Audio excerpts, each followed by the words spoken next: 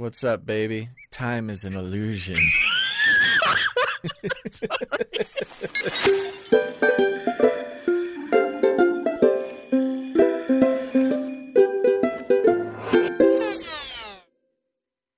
Hey everybody, Buddy Basil here, and you are listening to the Joyspiracy Theory. That's right. Welcome back, everybody. Got an awesome episode for you here. This week, I'm talking to Casey. That's right. It's going to be, you guys are going to love it. We talk about his time spent in Afghanistan during the time that Osama Ben Laden was allegedly snatched up by our SEAL Team 6. He also, we get real into some Disney, mind control child programming that he has some very interesting experiences with, as well as a bunch of really interesting stuff. You guys are going to love it. It's good. I'm super excited for you to hear it. But before that, I want to thank everybody who has supported the show on Patreon. Thank you guys so much. We've got Ask Baz episodes continue to come out there. And for those of you who don't support the show yet, that's a great way to do it. Go to patreon.com/thejoyspiracy theory. You can sign up, you can get shout outs on the show, and you can get access to bonus material. I've been doing a show called Ask Baz where people write me questions about all sorts of stuff. It kind of started out with the usual stuff you'd expect, but now we're just getting into some real life stuff, just how to make it through life as a Christian and someone. I mean, we're talking about romance, we're talking about friendships, we're talking about all sorts of stuff, as well as you'll get my best picks for 90s cartoons, all sorts of good stuff. You can head to patreon.com/thejoyspiracy theory. Please do, if you want to support the show. This is the best way to do it. Okay, but other than that, make sure to go to facebook.com, like the Joyspiracy Theory. We got a page rocking and rolling over there. You're going to get your laughs for the day. You're going to get your cute kitties. You're going to get all the stuff you need to make it through a day on this earth with everything we know that's going on. Okay, other than that, that's it. Let's get into this. This is an episode, again, with Casey. We're going to be touching on, there are a couple of parts, given his stint in Afghanistan. You'll hear it coming. There's a couple of slightly graphic parts, nothing too bad, but if that's something that triggers you, you'll hear it coming. Make sure to skip ahead. And other than that, let's do it, folks.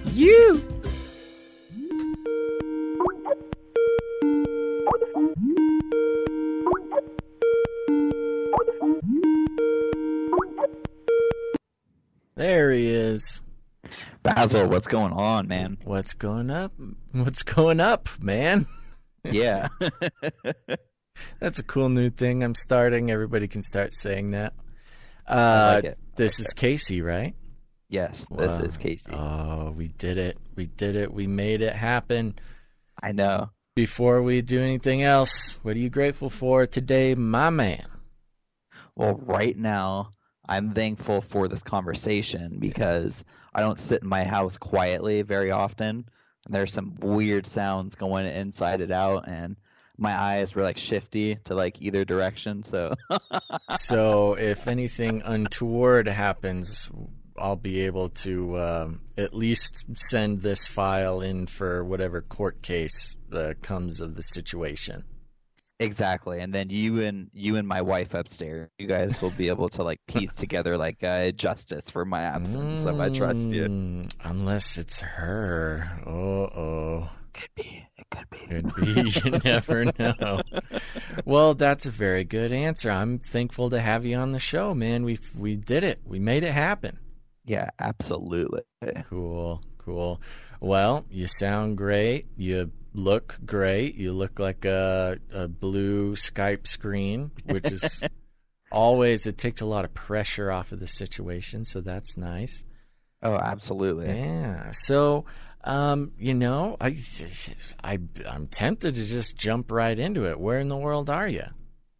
I am in the United States, of course. I mean, I say that because I know that there's some like Aussies with us and Africans, some and Puerto I love hearing that. Ricans, some Africans. Right? Yeah, So it's cool, good. man. It's good.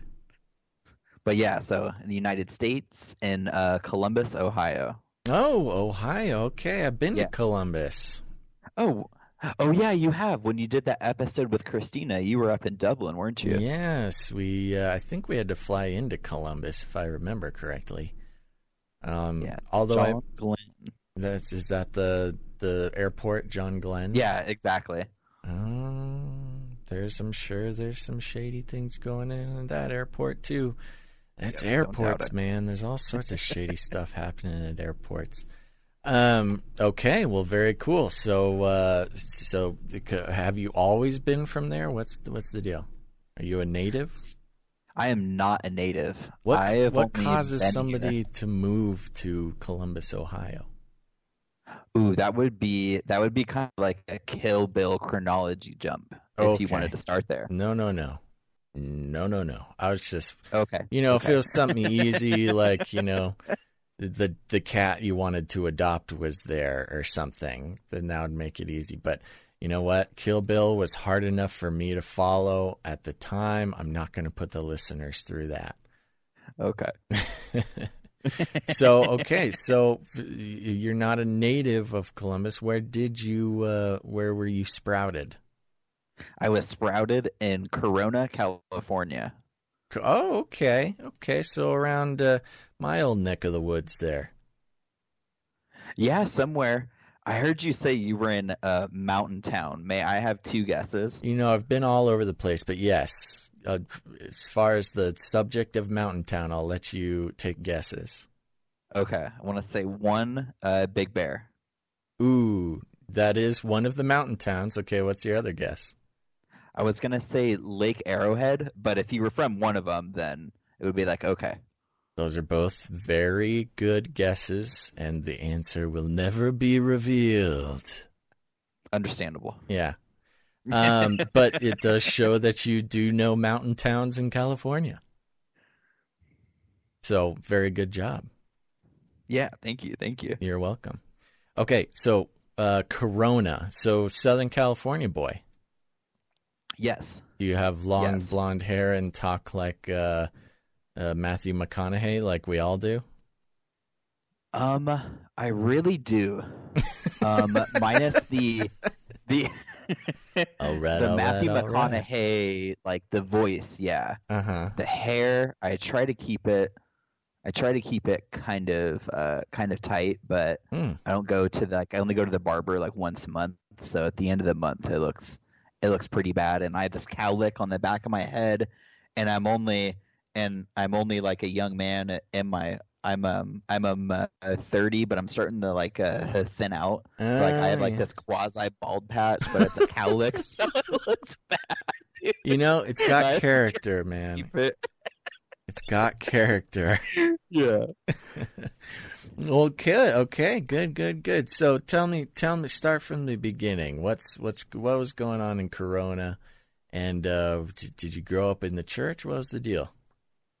I did grow up in the church probably until about a teenager or so.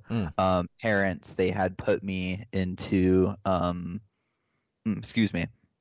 they had put me into a private Lutheran Christian school. Oh, nice. From pre-K until eighth grade. Was it the conservative Lutherans or the liberal Lutherans? I would probably lean towards conservative. Okay. All right. However, it was now that I look back on it, it was very, very Catholic-y. Yeah. I remember, they had there were like a couple people, what did they call that? Where you were like an altar boy, like a girl, and then you would take some sort of like vow. I completely forgot what the term was. I don't really know a whole bunch about like the actual liturgy of Lutherans, but I do know, they're closer to Catholic in their liturgicalness. Yes. Yeah. Here, well, just real quick little request from me. Yes. However you got your mic set up, just back off it just a little bit. Okay. Yeah, you're good. You're getting a little scrouty row. Yeah. Yeah. There we go. Do you listen to Canary Cry News Talk? I do. Oh I my love gosh, it so much. That ISO that Gons has of me going, yeah, it creeps me out so much every time he plays it. He doesn't do it as often anymore, but when he first isolated it, he would play it just to bug me.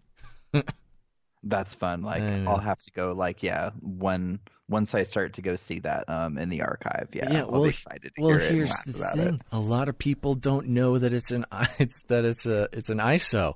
They just think it's me going, yeah, really creepy.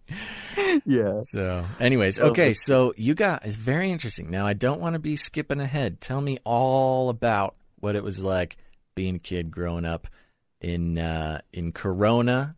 And also how that was growing up in the conservative Lutheran school.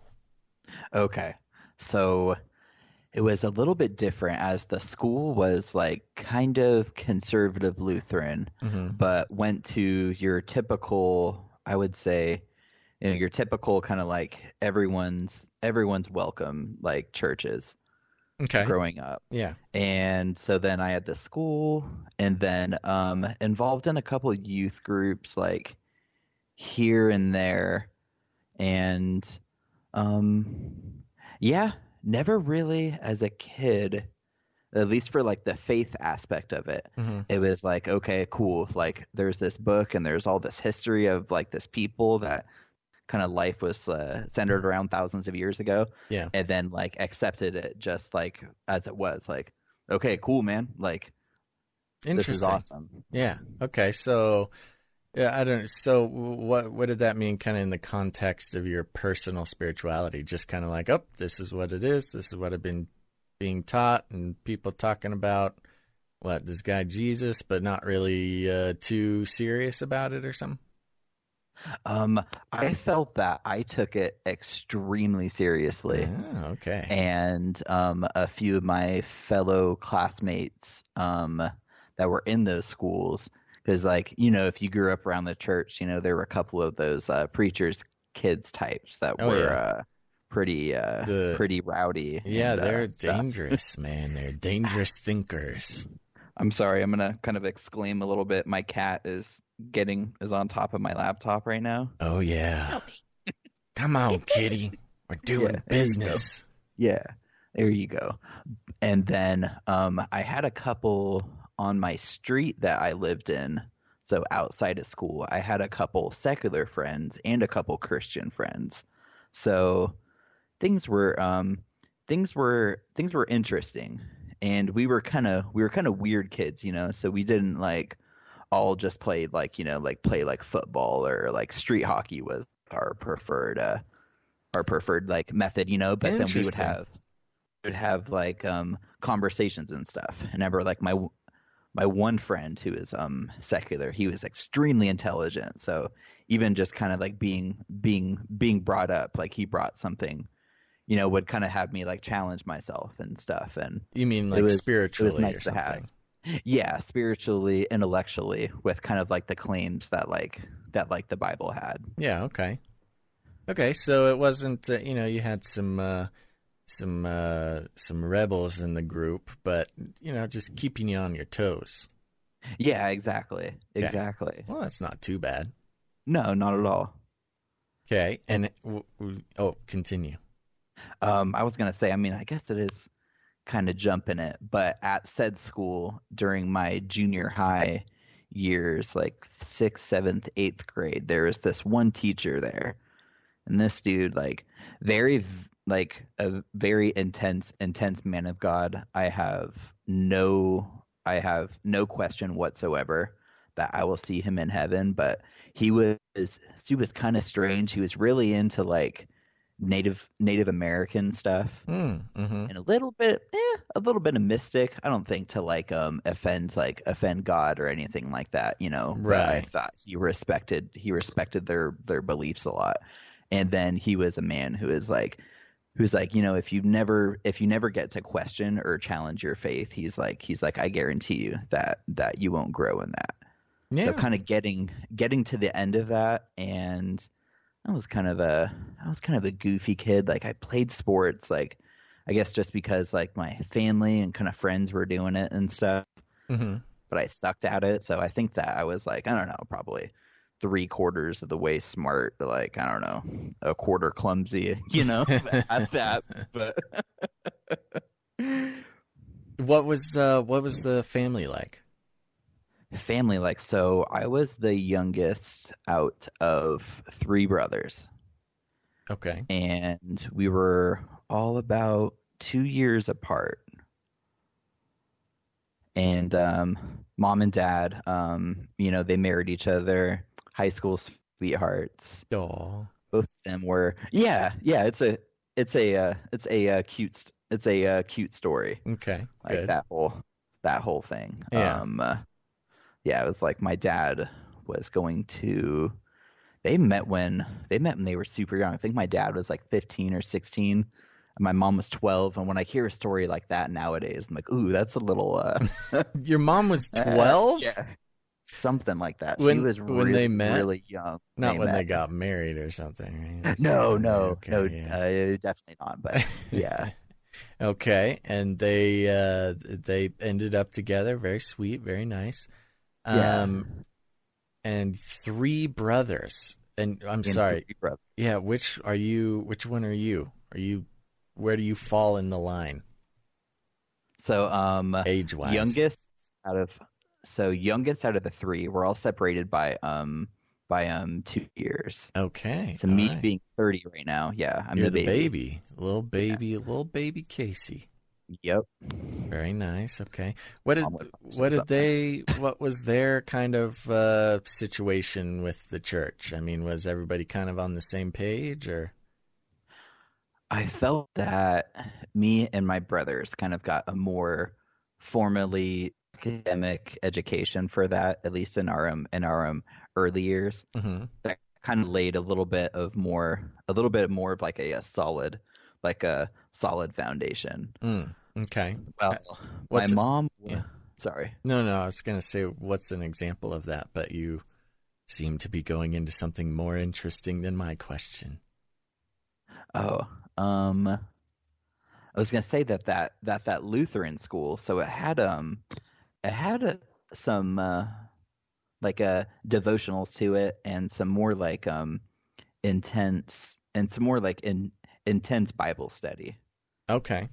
So even when I was at like my church youth groups, maybe like intermittently every other Thursday or go on Sunday, Hmm. when they would split you off, like the parents and the kids or whatever, if you would play Bible trivia, I would crush it. Just Nice. because of that, I felt I understood the story a little bit. But of course, if I was to ask myself, like, hey man, like, what do you think about like Genesis 6 now? I would like explode myself as a kid. I don't think like, yeah. The progression has continued. Yeah, Yeah. yeah, which is good, I like Totally. it. That's what it's all about. Okay, very interesting. So your parents, they were had gotten saved along the way, or maybe it was left over from uh, childhood or something. But you guys were kind of a little bit more in the thick of it. Yes. Got it. Okay. What happened next? So what happened next?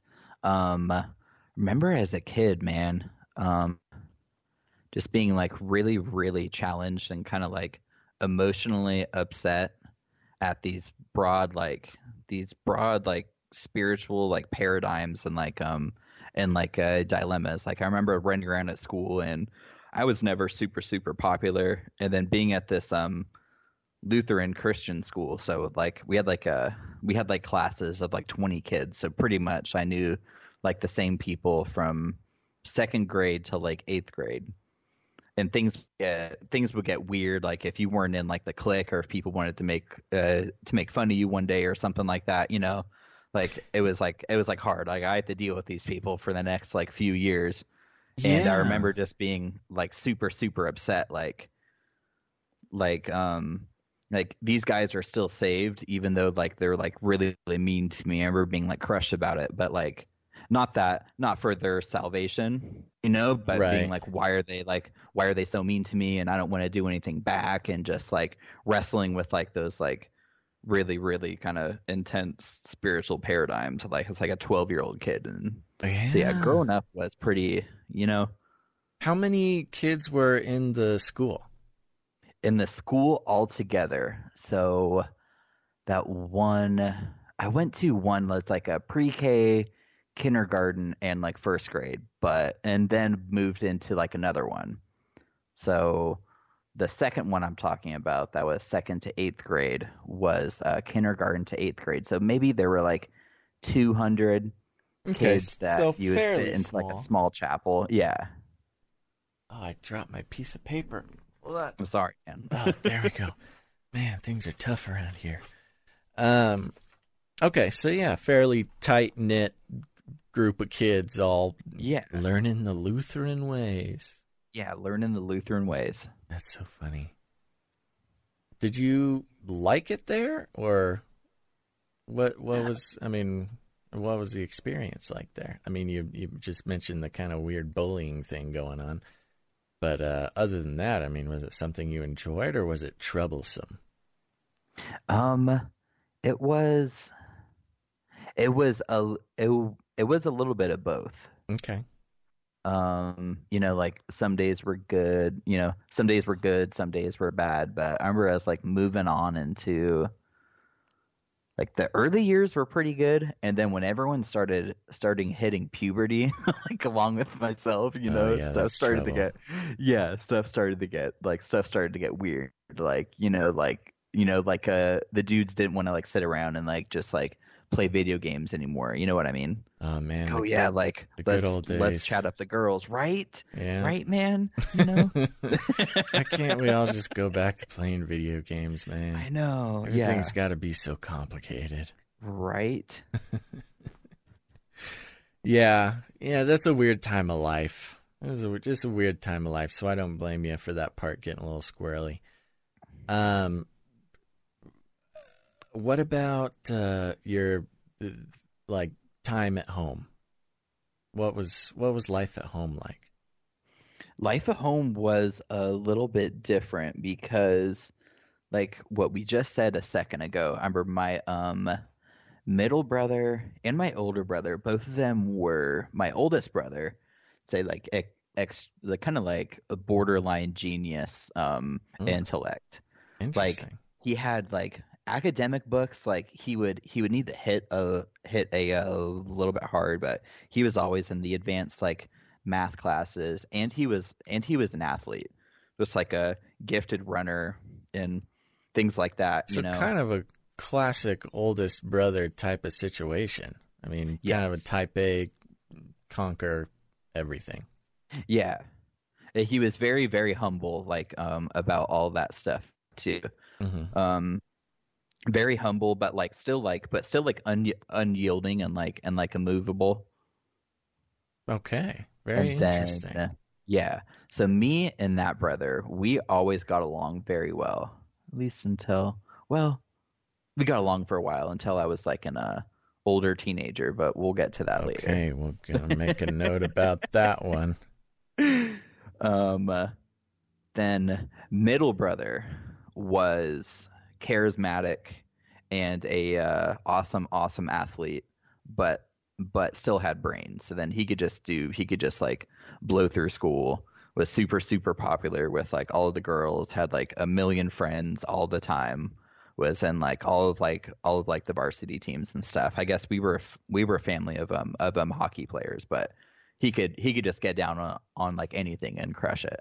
Which I gotta say, I avoided saying it the first time, but being so into hockey in California is not necessarily a very common thing. I mean, East Coasters and Canadians, and then to some degree Midwestern kids. Yeah. I mean, hockey's like normal, but I gotta say, at least in my experience, hockey was. I never even thought about hockey. I had one friend who played hockey, but he was weird for doing it. Yeah. And then I do want to make mention for our for the Great White North, and then for our Eastern friends, this was roller hockey, which right. Okay. middle brother played ice hockey occasionally, but this is all roller hockey. I guess in that part of town, like roller hockey's like huge, and it goes up to like college and stuff, and then like I gotta say, still weird. Still, that does not make it any more normal. I don't know if that's what you were trying to do. Still weird. Oh, I love it. That is so funny. I just grew up and thought it was like so normal. Everybody loves hockey. Yeah, exactly. Oh man, yeah. Well, that makes sense, especially in Southern California. Ice hockey there's a little bit more infrastructure involved in making that happen. Yeah, exactly. Yeah, some logistical concerns and stuff. But okay, so your family of weird hockey enthusiasts going to the Lutheran church. The Lutheran school, even weirder. So, I gotta mention, because I talked to a lot of people with a lot of siblings, you seem to think pretty highly of your siblings. Yes, I do. Good, because I will be sending this episode to them. Nice, okay. I would like for them to I'm trying to be careful about trying to like introduce them into some more of these fringy things. Mm-hmm. I feel that we all kind of like not necessarily got away from Christ, but then like lately within the last like year or two, all of us kind of like met up on some like more serious level than before. Oh, and I talked about some things with them, but I don't think they're on like the edges of the space, the edges of space, on the fringe, kind of exploring the old quantum universe. Yes, I will say, okay, very, very interesting, and I'm looking forward to hearing how that turns out. But on the other hand, maybe they're just sitting there like, man, you and me, middle and older brother, we're talking about Nephilim and giants, but little baby brother wouldn't understand. He's just still, he's not flying out in space like us. No, but I trust your judgment. I trust your read of the situation. I did bring that up, seeing my brother here last year. Told him about like the bone finds with the Smithsonian and stuff. Oh, the giant skeletons, yeah. Yeah, and we were up on our way to go visit the Shawshank prison or whatever. Mm-hmm. And we had a big discussion, and then he was kind of like, "Oh, like wow, so that's and kind of got to go throw that at him, and just like, okay, wait for that to settle. Just let him sit on that one for a year. I gotta say, it's not a bad way to do it. I've left friends sitting on jet fuel can't melt steel beams for a couple of years, and then come back in a couple of years, and they're like totally have done the rest of the work themselves, which is really nice. Okay, where were we? He's talking highly of your brother's hockey. Okay, all right. So we're getting a picture for your home life there. Parents got along okay, or? They did. Both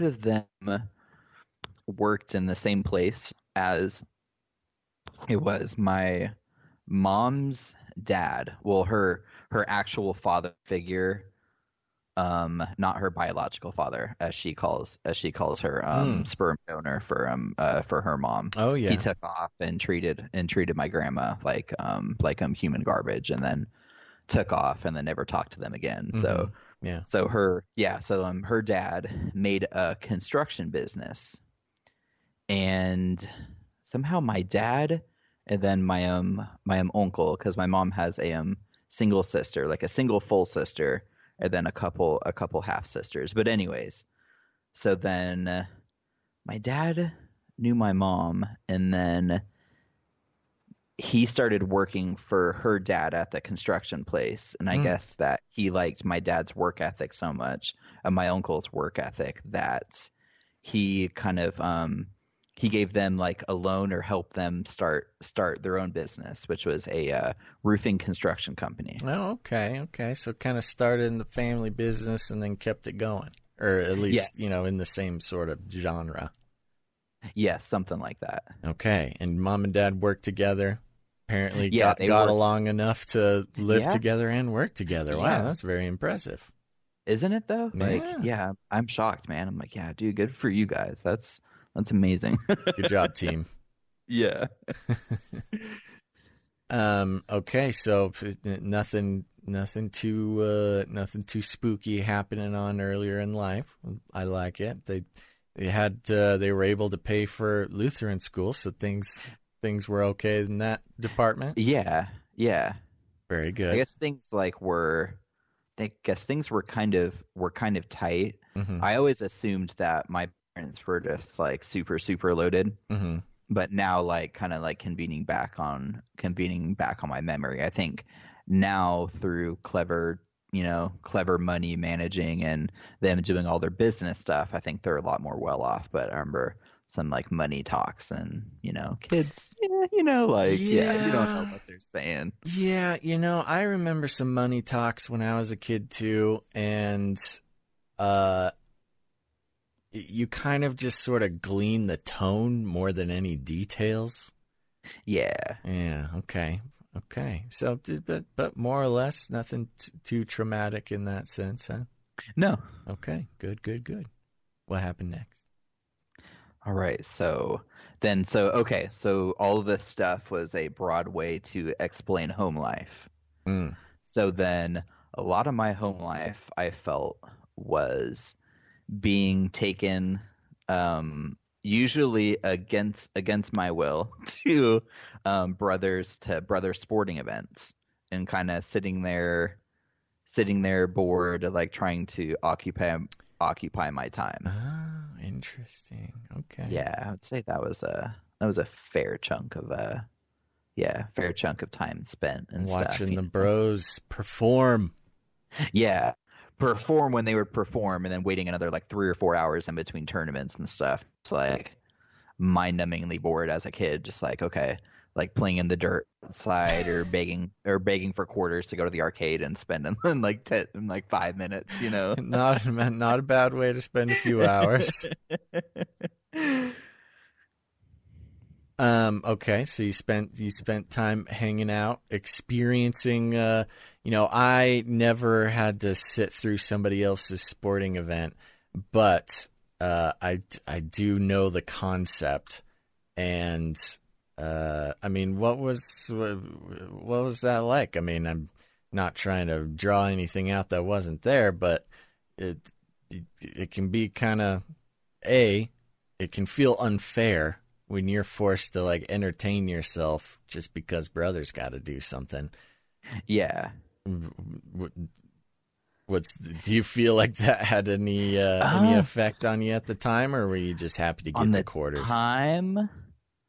Well, a little bit of both. I mean, I was stoked, especially if there was like an Area 51 or like a Time Crisis one. Time Crisis. Like that. Yes. With the pedal, the hiding pedal. Yeah. Yes. Yep. There's some people out there who are getting sent back into a time warp of memories, thinking about Time Crisis 2. It was so revolutionary to have. It really was. Yeah, it was amazing. Okay, hold on. Pause the podcast. Pausing. Everybody needs to know about Time Crisis. Everybody knows the arcades, they got shooting games. You get a little gun, you shoot at the screen, things happen. Okay, happens all the time. Terminator game, Alien game. There, what is it? House of the Dead game. And then came House of the Dead's were.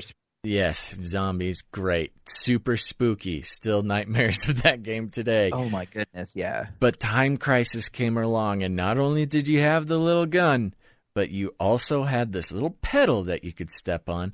And when you step on the pedal, your character in the game, your little guy hides so he doesn't get shot by other characters. Reload once you went behind the cover. Right, exactly. and that was just revolutionary. Now I get to use my feet, and I get to hide. Oh, this game's awesome. Okay, continuing on. Small little side piece on that. Yes. My cousin, when I was probably like 12, he had the gun for the PlayStation 1 and sent me home with it. So me and my friends, needless to say, played all the shooting games on PlayStation 1 for all the time. And it was like an awesome summer or like year or months where we had that device with us. But okay, moving on to... I gotta say, I did not even know that PlayStation had a gun attachment. So that's new to me. Did. Okay, Yeah. Good to know. You just blew you shattered my world to pieces. No. So yeah, we were talking about, I don't want to put any words in your mouth or feelings that you weren't feeling, but did that, looking back, did that create any resentment or anything, or were you just fine playing the video games? You know what? Honestly, it did.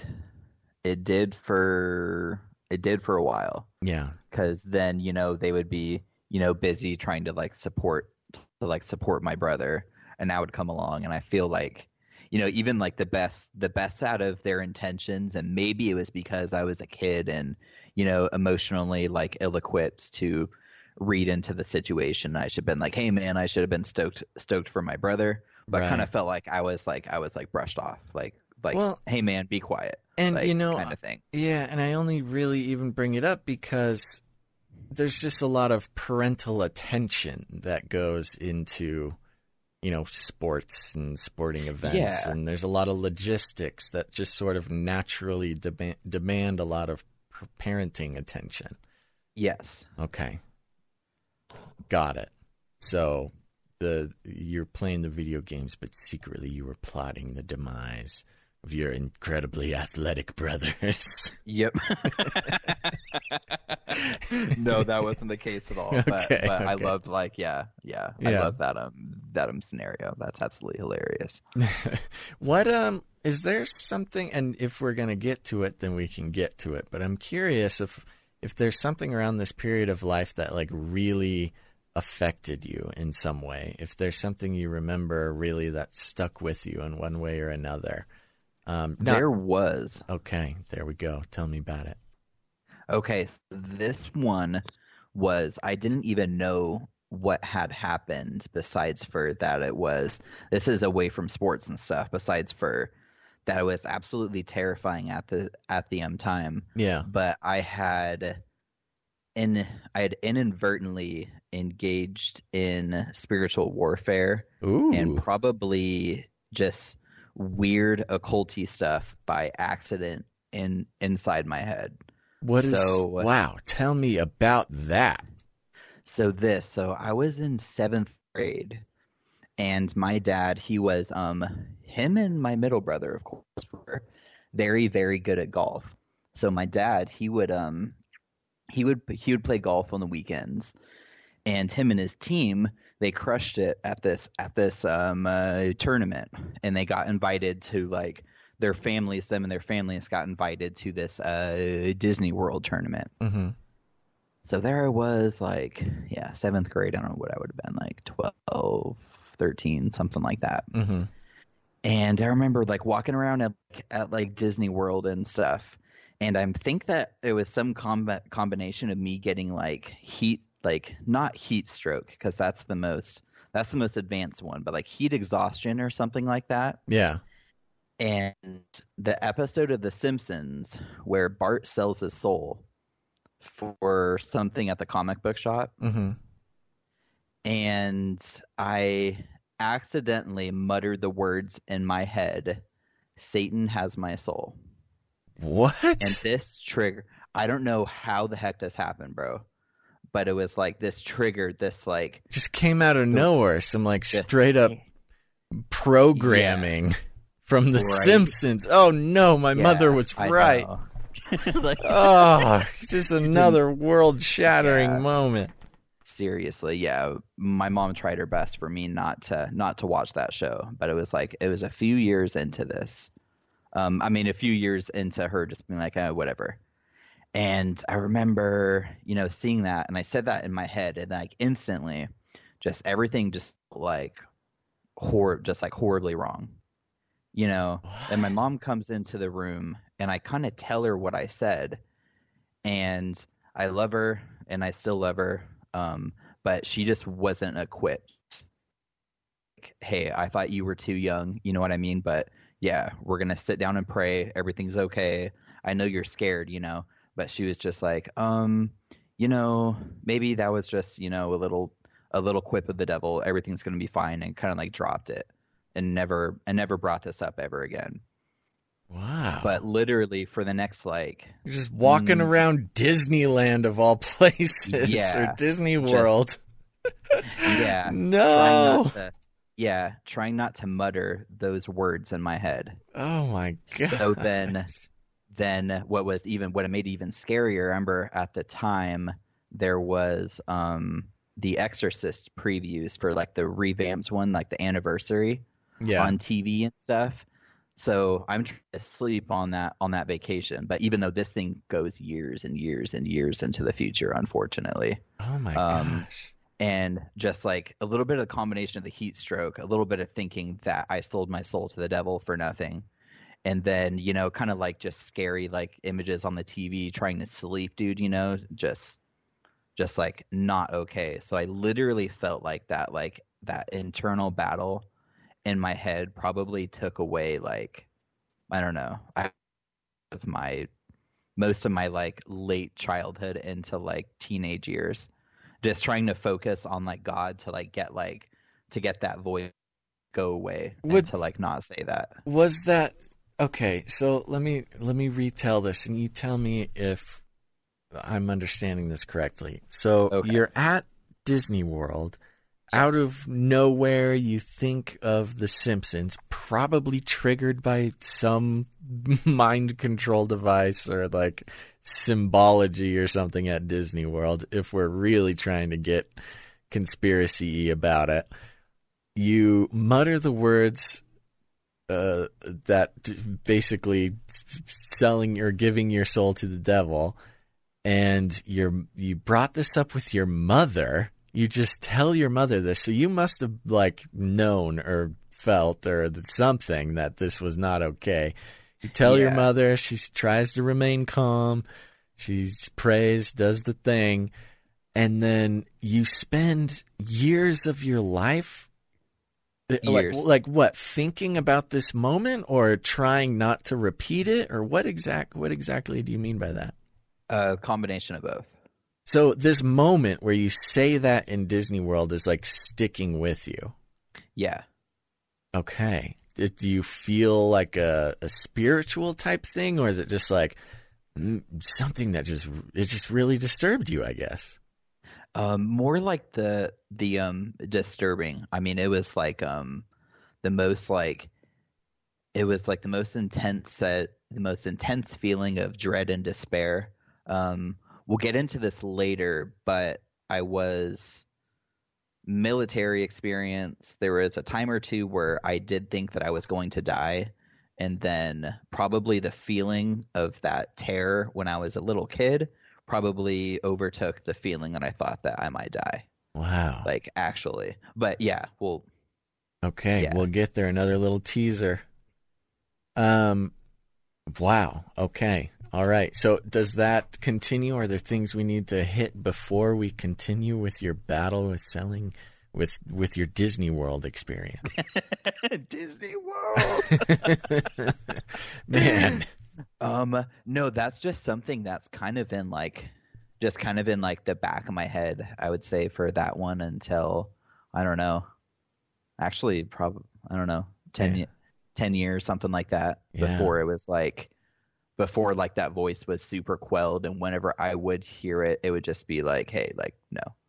Now, when you use the term the voice, you mean just sort of your like inner voice, your inner consciousness, your inner dialogue, or are we talking about scary demon voice? Inner dialogue. However, what was the worst part about it that I feel is actually triggered is Beethoven's ninth symphony. What? The dun dun dun dun. Yeah. And then there was some lawyer commercial that happens all the time here in Columbus. And when I hear that, I just have to say like a little prayer, just like plead the blood of Jesus over me, and it goes away. And I'm just like, okay, like, yeah. I gotta say, everybody who listens to this show knows I spend a lot of time, well, me less than others, but a lot of people spend a lot of time kind of like picking out symbology and programming signals that go into a lot of media, especially children's media. But I mean, this is like a straight up like case of that, for the real conspiracy folk involving, sinister plots with The Simpsons and Disney. And now there's like this triggering issue with Beethoven's Ninth Symphony, which is actually like a well-known part of cognitive programming. Not that song specifically, but like, audio triggers like that. Wow. Yeah. Very interesting. Okay. All right. Well, I promise I won't be playing any Beethoven stingers during this episode. Let me just close the soundboard here. Okay. And closed. And closed. Okay. All right. So we're going to keep that in mind, that moment, that being in the background as we move forward with, moving through your life here. So, I think we were talking about 7th grade or so that happened, right? Yes. Okay. So moving on. What's the next step here? Moving on. So so you're in Lutheran, like middle school-ish, I guess that would be. And, the problem with middle school, the biggest problem with middle school is that high school is right around the corner. Yep. Yeah. What was that like? Was it did you go to a Lutheran high school? Is that what you said? No. Oh. I went to, I guess out of all the high schools in town, there were a couple that were pretty ghetto and a couple that were pretty nice and like the rich white burbs and stuff. Yeah. Mine was probably right in the middle, but I went with a graduating class of like 30 people, maybe 2 or 3 that I would see at least from like 8th grade until to like my freshman class, which like the whole high school had like 2,000 kids in it. And just being thrust into like a public school education, being kind of timid, like bad at sports, like, nerdy. Oh my gosh, this is a nerdy. nightmare. It was just like, it was terrible. It took me like half of like the year probably to find friends to even like hang out with like at lunch, man. So high school kind of sucked. Totally. Man. And especially because, when a new freshman year comes into high school, I mean, everybody's terrified. And as freshmen, the only thing you have is each other coming out of 8th grade. The only thing you have are these kids that you had gone to middle school with.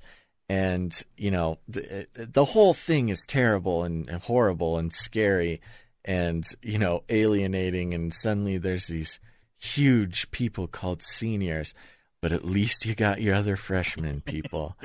But you came in pretty much knowing nobody. Yeah, pretty much knowing nobody. Oh my gosh, what was that like? A lot of video games, I'm gonna guess. Yeah, there were a lot of games. There were a lot of games and a lot of going home and napping after school. Just a lot of taking it easy, staying out of trouble. One thing about one thing positive that could be said about not having friends freshman year of high school is staying out of trouble. Very true. Yeah. I mean, I'm just trying to look on the bright side here. Yeah. But I've been proven wrong many times. So one good thing that came from it was my nerdiness took me to enrolling into a JROTC. Oh, when I was in high school. So at least there, I mean, like in college, I feel that you have a bunch of like, I don't know. I don't have the highest being in the military. I don't have the highest esteem of the whole of like the total congregation. Like our nationalistic patriotism will tell us, you know. Mm-hmm. So like, you know, most of the JROTCs in high school would be like these like nerdy kids with like a couple that will actually go on to be like officers or Marines or something like that, you know. Totally. But your actual one, like kids that are nerds, kids that want some like free easy classes, and then kids that are like real. It's kind of like 40-40-20, something like that. Yeah, no, I was never in that program, but I would say, judging from the program at my school, I would give that about right percentage. Yeah. There. Okay, now you've mentioned the military a couple times here, so you know, I'm very surprised. Time is flying on this thing. So a little bit about high school. What did you end up falling into a crowd? Did you end up making some friends? I'm assuming that has to happen at some point. I did. So end of freshman year and sophomore year. Well, one of my friends that I was at the Lutheran school with was a friend until about junior, senior year of high school, where girl problems started happening, and it was like, yeah, you're very, very shady and self-serving and stuff. But anyway, so first 2 years of high school were very academic, ROTC-ish, and being like, hey, I think that I might just like yours, you're like, I'm going to be a submarine commander. I was like, well, I'm going to be a Navy or Air Force pilot or like a Ranger or something like that. And so you were getting into it. That was like your thing a little bit there. Yeah, I was. At the end of my sophomore year, I was an officer. I mean, I was like an ensign, so I was like a second lieutenant in like the Navy or whatever. Hey, you know? There you go. But yeah. So did you go into the military right out of high school? I did not. That's the part of the story where we dive into the darkness. Okay, get me there. Make sure to bring me out, but let's go. Okay, so end of sophomore year into junior year, kind of like signing up for classes. I'm like, okay, cool. Middle brother introduces me to ethyl alcohol in its recreational form. Oh my gosh. So I mean I'm 16, like, and then it isn't like he's like, hey, like, yeah, he's like, hey, like, you know, here's a beer bong and here's like a fifth of vodka or something. Yeah. He made me like one drink, and me, like a stupid teenager, got like all silly and was kind of like, okay, well, like, this is amazing. I've never felt like this before. Now, you said specifically ethyl alcohol. Oh, I don't know. I'm trying to be like a professional. Okay, okay. I mean, there's some stuff you could do with ethyl alcohol, but it's pretty sketchy. So alcohol in general. Yes. Okay. Yes. All right. So this was middle brother. Yeah, middle brother. Sportsman. Yeah, sportsman, charismatic party brother. Yeah, and by the way, just to set the scene here, I mean, you're coming in freshman year of high school, 2 years older than you, would have been middle brother as a junior? Yes. Something, and then your eldest brother would have just gotten out. He's doing, well, we'll find out. Yeah. Yeah. Eldest brother was at a he was at, what was it? Polytechnic University for aerospace engineering. Ooh. So that's what oldest brother was doing, was like 8 to 10 page single calculus problems and stuff like that for homework. Oh my gosh. While I was just started to meet a group of friends, which a couple of them I still stay in contact with today. Okay. So sophomore summer, kind of like hang out with some friends and stuff, and then kind of like finally start to break the mold out of, little bit overweight, nerdy kind of academics. Let's follow this rigid structure to, hey, let's hang out and party. And I kind of don't care about this whole system Right. anymore. Got the old high school American blues a little bit there. Yeah, exactly. So that about sums up my junior year. And then met like a core group of friends. We're hanging out at lunch. We just have like crappy part-time jobs and go hang out on the weekends and shoot pool and smoke cigarettes and stuff. And just be like, yeah, we're teenagers. Woo! Like classic. Yeah. Classic. Yeah, we're teenagers. And then, okay, take me into the darkness, brother. So then senior year starts to a lot more of that. One thing, and then like rewind real quick to probably a year past Disneyland, occult training activated sort of thing. Yeah. My mom's dad passes away, and really kind of wreaks havoc on all of us. He was a really healthy dude. If I could give a quick tidbit into the future again, like I did a little bit ago, I'm a registered nurse on an intermediate care floor, so a step down ICU. Mm-hmm. My memories of my grandpa. So he wasn't overweight. You know what I mean? Like he never huffed and puffed. He was extremely active. Mm-hmm. He had like a good diet, and just thinking of all the things I could rattle off, he wasn't a smoker. He wasn't a drinker, and he was on playing paper golf. healthy as a horse.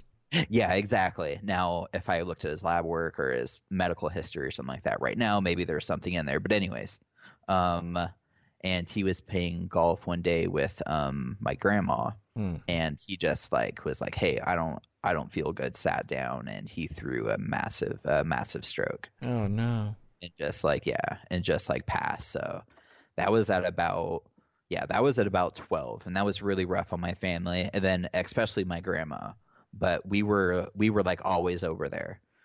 And a little heyday to the video game thing was that my grandma was so cool. She loved having all of the kids over. So me and like a friend, or me and like two friends, we would be upstairs playing video games, hanging out. She would grab us Del Taco. So cool. I mean, yeah. So and then cool. And then other friends, she would rent us bad movies we shouldn't be watching. And then brothers' friends, middle brothers' friends would be over. They would have a pool party, and then they would go to the 18 clubs or whatever in Orange County. Yeah. And then oldest brother would have his girlfriend over, and we had all of our cousins over. I mean, it was just the place to be. So grandma kept the place popping. Yeah, she kept the place popping. So junior year, May 22nd, 2005, she passes. Oh. And that kind of yeah. It's pretty rough. Yeah, it was. I'm sorry, dude. I'm getting choked up a little bit. No, that's okay. That's totally okay. Yeah, that's super tough. Especially, I mean, it's one thing for a grandmother who lives far away, who you see on Christmas and Easter. Yeah, it's another thing for one who's so involved and so cool. Yeah. So yeah, we were over there all the time. So then that kind of helped the rapid descent into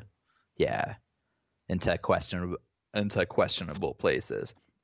Okay, so senior year, back to the present, I guess, of our story. Yeah. I'm just kind of super apathetic about my courses, even though I was kind of more or less naturally inclined to be intelligent. I just stopped doing my homework.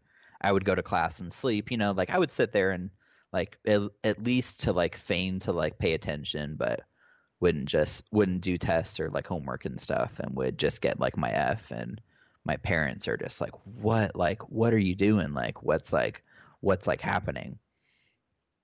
And then like I didn't care, for like half the year, and then kind of slowly started to pick it up. But about halfway through that year, one of my friends was like, "Hey man, do you want to get high?" And I was like, "Dude, I've never gotten high before. Sure, let's go do it." And then so marijuana makes its first appearance about halfway through like senior year, and then more so than alcohol. I'm like, okay, this is the most funnest, twisted, like just hilarious, most awesome thing I've ever done in my entire life, and this needs to be a regular like a regular thing, Yeah. So yeah.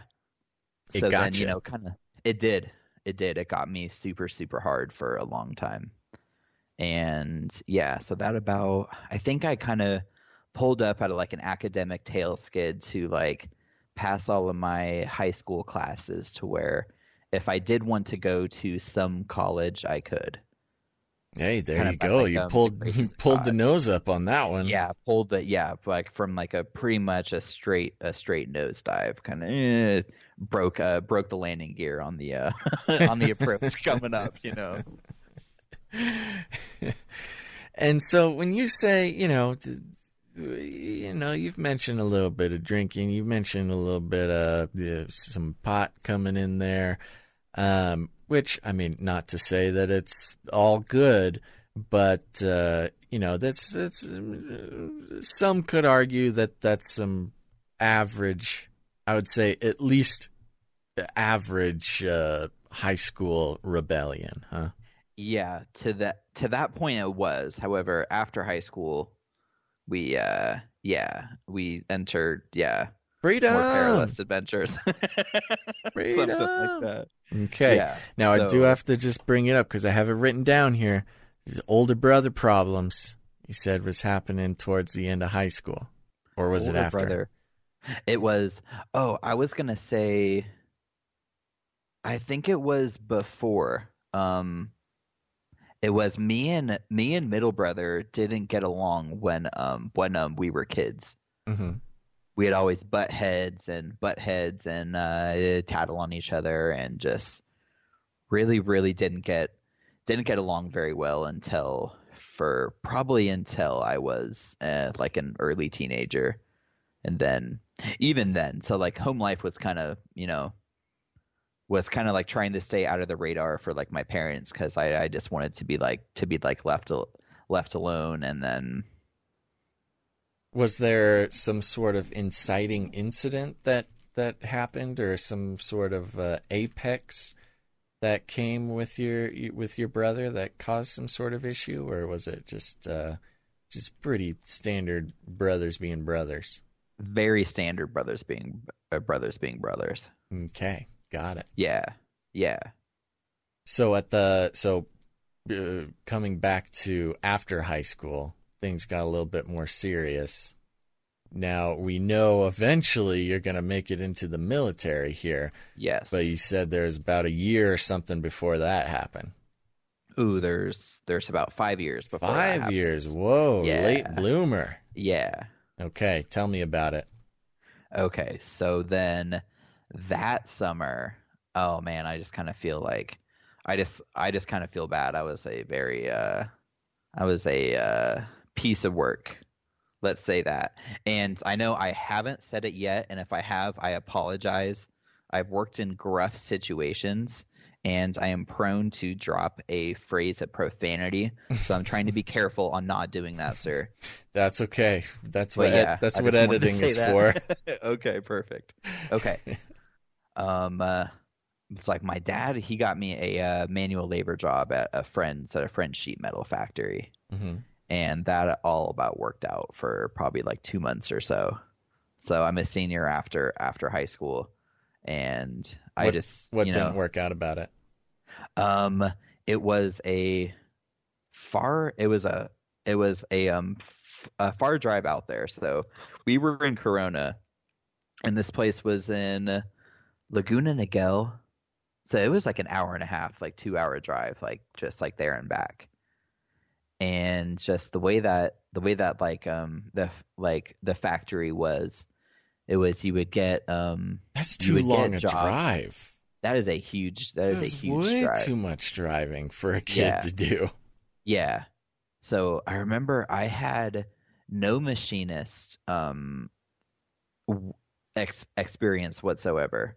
So like these people, like they would be like, okay, man, like do this or whatever, and then I would do it, and then they're like, no, no, no, you're doing this wrong and stuff, That So it was sounds like, okay. super dangerous. Yeah. So like it would be like, okay, like use like this drill press to make these little things right here. Or, oh, like you messed these up. Like why'd you mess these up? And little things like that. And then they would have me do like little stupid things like around like the shop and stuff. Which I mean gotta now say, I'm very thankful for the job, but it's kind of. I have no idea what a sheet metal factory is, and I've done a few labor-intensive jobs in my life. Yeah. But a sheet metal factory, to me, when I imagine it, it might as well be a razor blade factory as far as I'm concerned. Like, it seems like the most dangerous possible thing that an 18-year-old kid can be doing. Yeah. That being said, it's a sign of my generation that I also am so offended by the thought of working in a factory. I admit that. There are listeners out there who are like, oh, California boys. Admittedly, yes. I don't know anything about it. Sounds like a death factory, but okay. It kind of was. My cousin actually broke his hand when he was working there.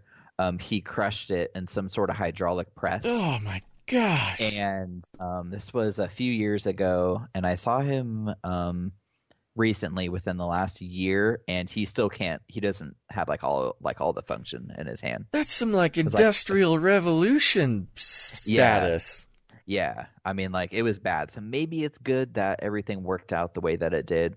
But it was like this place. Like now that I look at it, I'm like, dude, like none of you people like train me on these machines, but just expect me to do this stuff perfectly.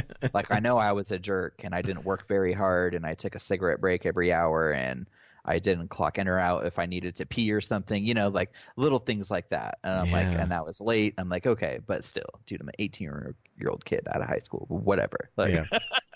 Wow. Whatever. It's fine. The kid can handle it. Yeah. So dad finds me sleeping at like noon, senior, like post-senior, like high school. And he's like, no, you're not going to sleep if you're not going to go to school or work or whatever. I love my dad. I'm just imitating his voice at the time because I think he was. It's a pretty good standard dad voice, though. Grumpy dad voice. Yeah, he didn't like me at that point in my life, and needless to say, I didn't like him either. It took us a while.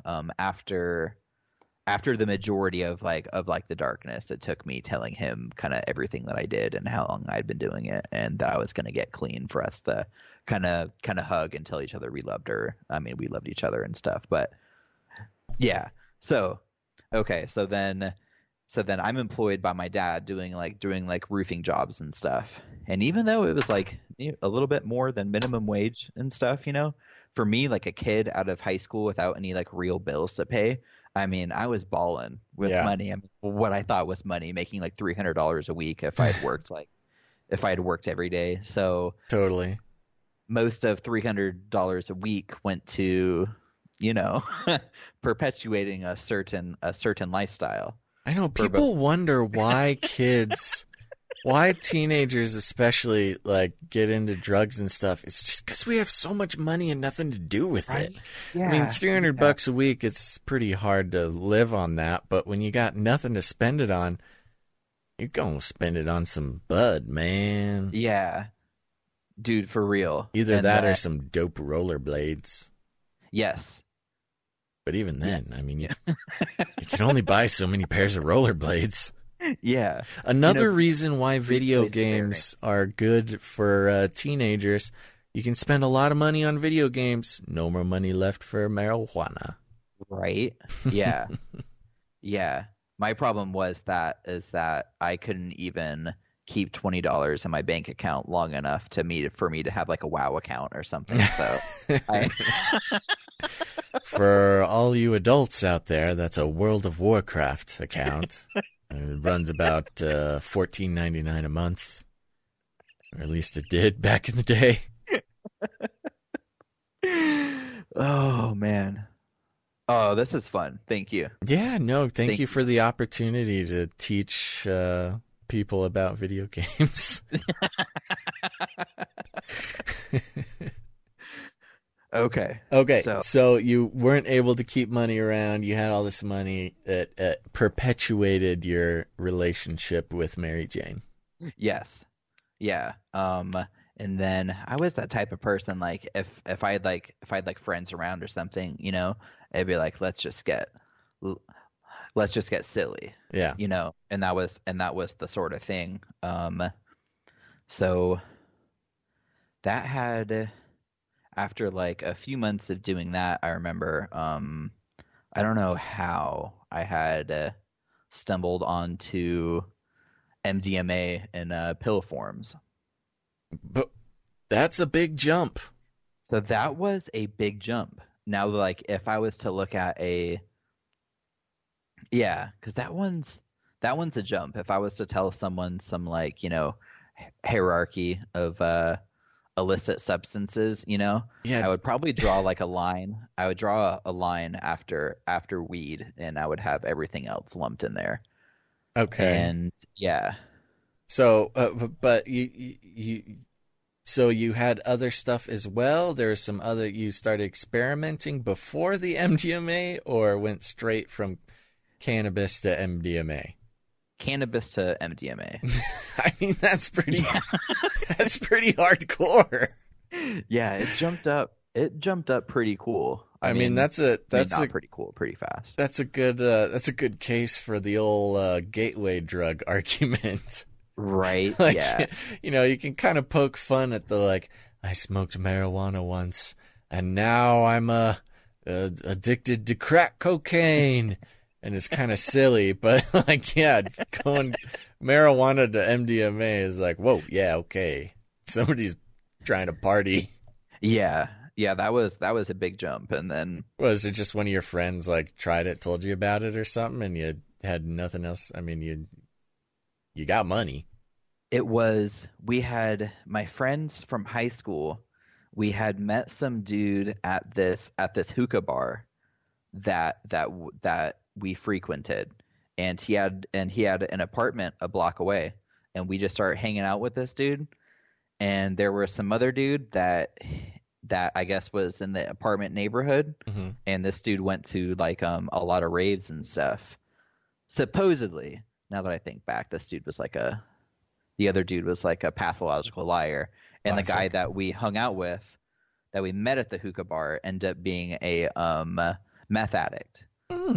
That sounds like a hookah bar regular. Now that I say I haven't spoken this stuff to outside like a stranger, this is ridiculous. Oh my goodness. I'm entertaining myself with how stupid I was. That's what we're here for. That's what this show's all about, brother. Oh, wow. Okay. So yeah, that was a good summer, and probably a good year past that before we figured out, that this dude was a meth addict, because we'd just be over there, just, you know, baked off our gourds the entire time, just laughing, just watching movies and drinking and hanging out after work and spending all of our time there. And yeah. Okay. So was he the one who brought in the MDMA? Yes. Okay. Yeah. It makes a little bit more sense now. Somebody had to do some meth before the MDMA came in. Yeah. May not have had to be you, but somebody had to. But somebody. Yeah.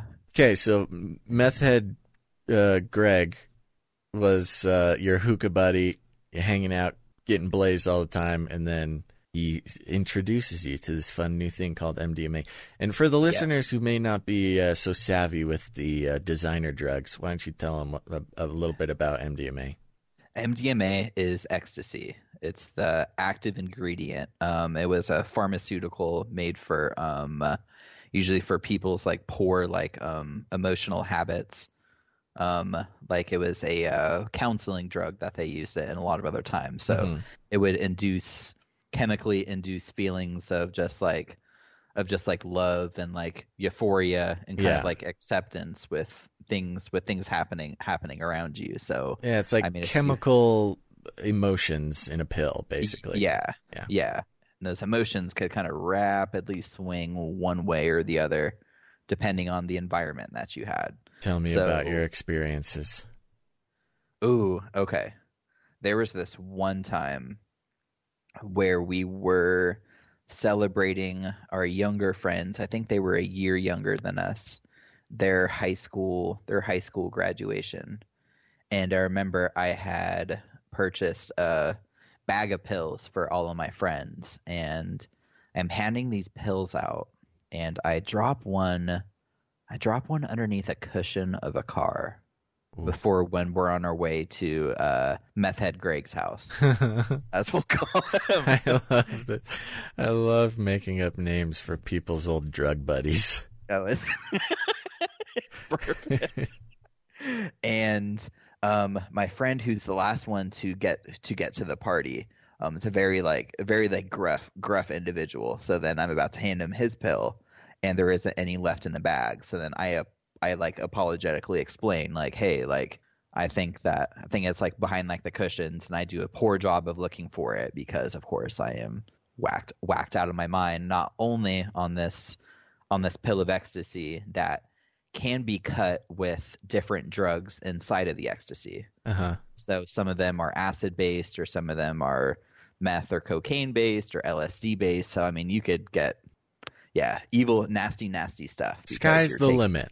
Yeah, exactly. You're taking multiple drugs at the same time. And I had my old friend, the Stag Liquor Jägermeister, probably had drinking a bottle of that by the time I was trying to give this pill to a friend of mine. So then he gets upset, but then gets over it in like an hour. Meanwhile, I'm sitting there crying on the porch that I lost my friend's pill, like an 18-year-old construction worker with like a mohawk and tattoos, just like crying on the porch, and people are like, are you okay? And I'm like blubbering and stuff, and they're like, okay, that was probably the worst one. And I gotta say, if there were any drug that I could pick as the child programming super soldier signaling drug, it would probably be MDMA. Did this pop in? You mentioned that this kept popping up a little bit. I mean, was this popping up? I'm not saying at this exact moment, but like at this time of your life, would this still pop up? It would. So then I would fight these little inner battles while I was trying to enjoy myself on the drug plane of existence. Yeah, we'll say. Yeah. And sometimes I would just be quiet for like 5 or 10 minutes. Praying to myself. I mean, I was using the name of Jesus, but so funny. If I would have died at that point, I don't know if I would have been. Well, and I mean, there's certainly theological discussions to be had about that, but it's so interesting with the story growing up, going to church, school, and having this weird little spiritual crisis as a young kid, and then growing up, getting into stuff that distracts you from maybe the disturbance that thing was having in your life, or who knows, spiritually could have been involved in that whole process. But it's so funny how even in those times when we're like just blatantly going off the rails, that when those little disturbing things pop back up, we know exactly whose name to call. Yeah. That's interesting. Yeah, absolutely. Yeah. So what, just real quick, just so we're keeping track of everything, while you're going hard here, your brothers are off conquering the world or something? Yeah. Yeah, something like that. So, Okay. yeah, oldest brother. About this time, he's probably about to get married to his girlfriend of like 5 years, which they're still married today, to two lovely children So and he's stuff. kind Nice of house. moving forward along the like prescribed path of life, just Yeah, the doing good, prescribed path. just Yeah, charging there's it, like doing the thing. yeah, there's like my brother has middle brother has like a memory or two, has taken older brother out on like an excursion or two. While me and older brother have maybe shared like a couple of beers with each other like across the continuum. But yeah, Really, that's very middle brother has interesting. like gotten pretty wild with him a couple times. Yeah, but not you. No, Is that just you think mainly because of an age difference, or what do you think? I think it was like because I think one of the times was my it was his bachelor party. Mm. So then I was still underage, but yet involved into all of this stuff. So involved into all of this stuff, there was definitely a divide in my family because it's like they kind of knew, but I straight up lied to their faces Yeah, that I was doing any of this. yeah. Did you feel like maybe your parents weren't paying the attention that it would take to write this course, or were you just very crafty? Um, I would say I don't think I was looking back on it. I mean, I thought I was crafty at the time, Yeah. but I thought at the time that I was better than my parents. Did you ever get in trouble? Like, ever get caught? There was a time, yes, where my dad needed to move my car for something. So I had a medicinal bottle with some greenery inside of it. Mm-hmm. And he was like, "Where's the spare key to your car?" I was like, "Oh yeah, it's in this pair of shorts in the left pocket." Emphasize the left pocket. So he picks up the shorts and checks. But I mean, like it was this big bulge in like a medicine cabinet. I mean, like a medicine bottle. How can you not like check? Oh Right. yeah, what's in here? Yeah. What's in here? And So straight up caught you with weed. yes, Was there hell to pay? there was, there Ooh. was. So that was a big split. I remember. I mean, like it's kind of funny now thinking about it. I remember like my mom like sitting there like crying to me, telling me about like celebrities that were caught at the airport for like ounces of weed on them and stuff. And in my mind, I'm like, okay, I have like 3/4 of a gram right here. Right. And then I'm like they have like I was like, Mom, do you know how much an ounce is? And she's like, I don't care, I don't want you to get in trouble. And she's crying, and I'm just in my mind kind of like, I don't care, I just have like this 3/4 of a gram here. Right. And my dad's like, you're gonna move out with this sort of thing if you don't stop. And I was so shut off, and just so like evilly oppressed with myself, and so enjoyed the feeling of just being out with my friends and these sort of like experiences where we would just be baked off our gourds and sitting there talking, kind of like philosophizing about life. Yeah. Certain through this, So things got pretty contentious with your parents there later on. they did, Yeah. yeah. Okay. All right. Now you mentioned that the Disney World soul selling Beethoven playing issue cropped up a few times. Were there It would. any specific stories regarding that? No, they started to after a few years, the severity and the what I want to say, and Frequency? the yes, there you go, and the frequency started to drastically slow down Yeah.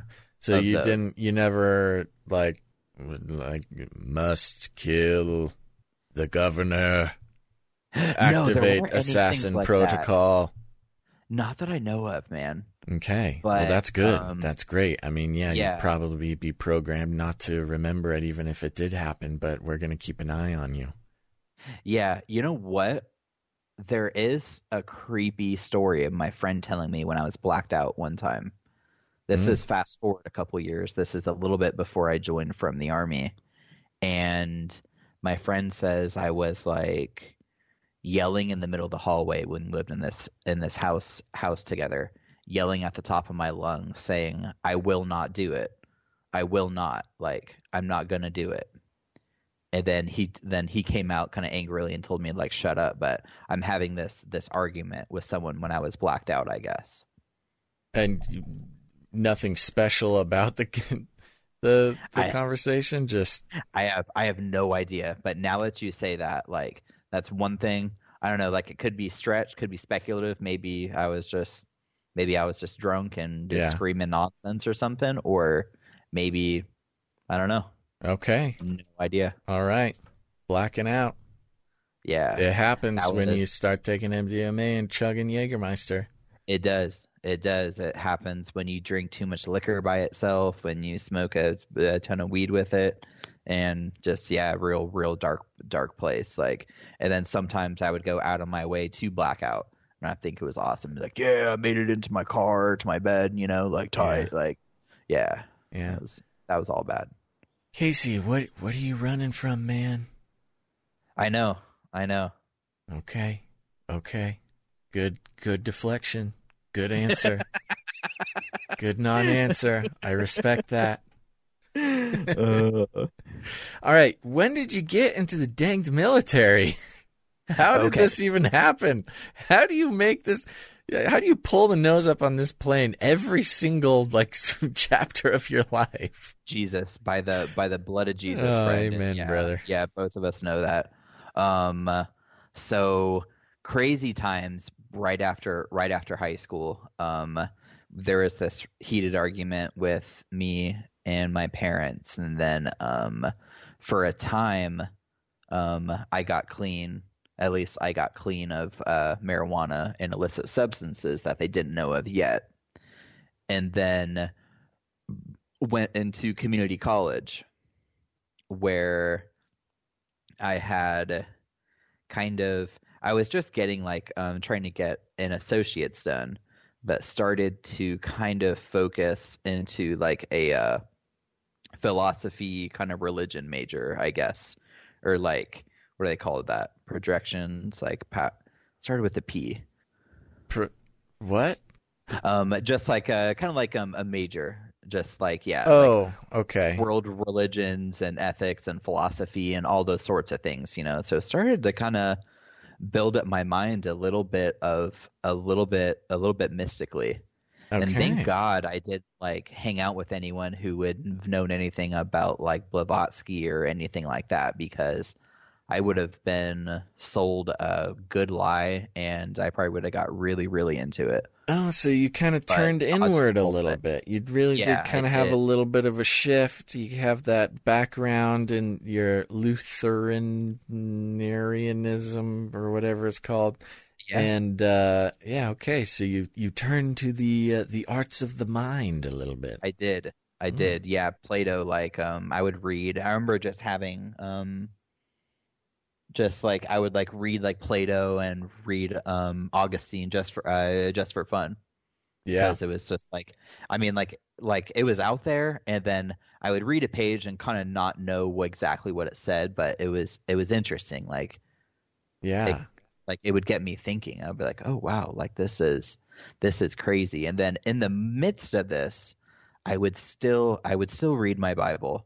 I would just intermittently, I would just start at Matthew and read to Revelation, and I would go through those troubling verses. I remember Matthew always stumbled me up when I would be Why is that?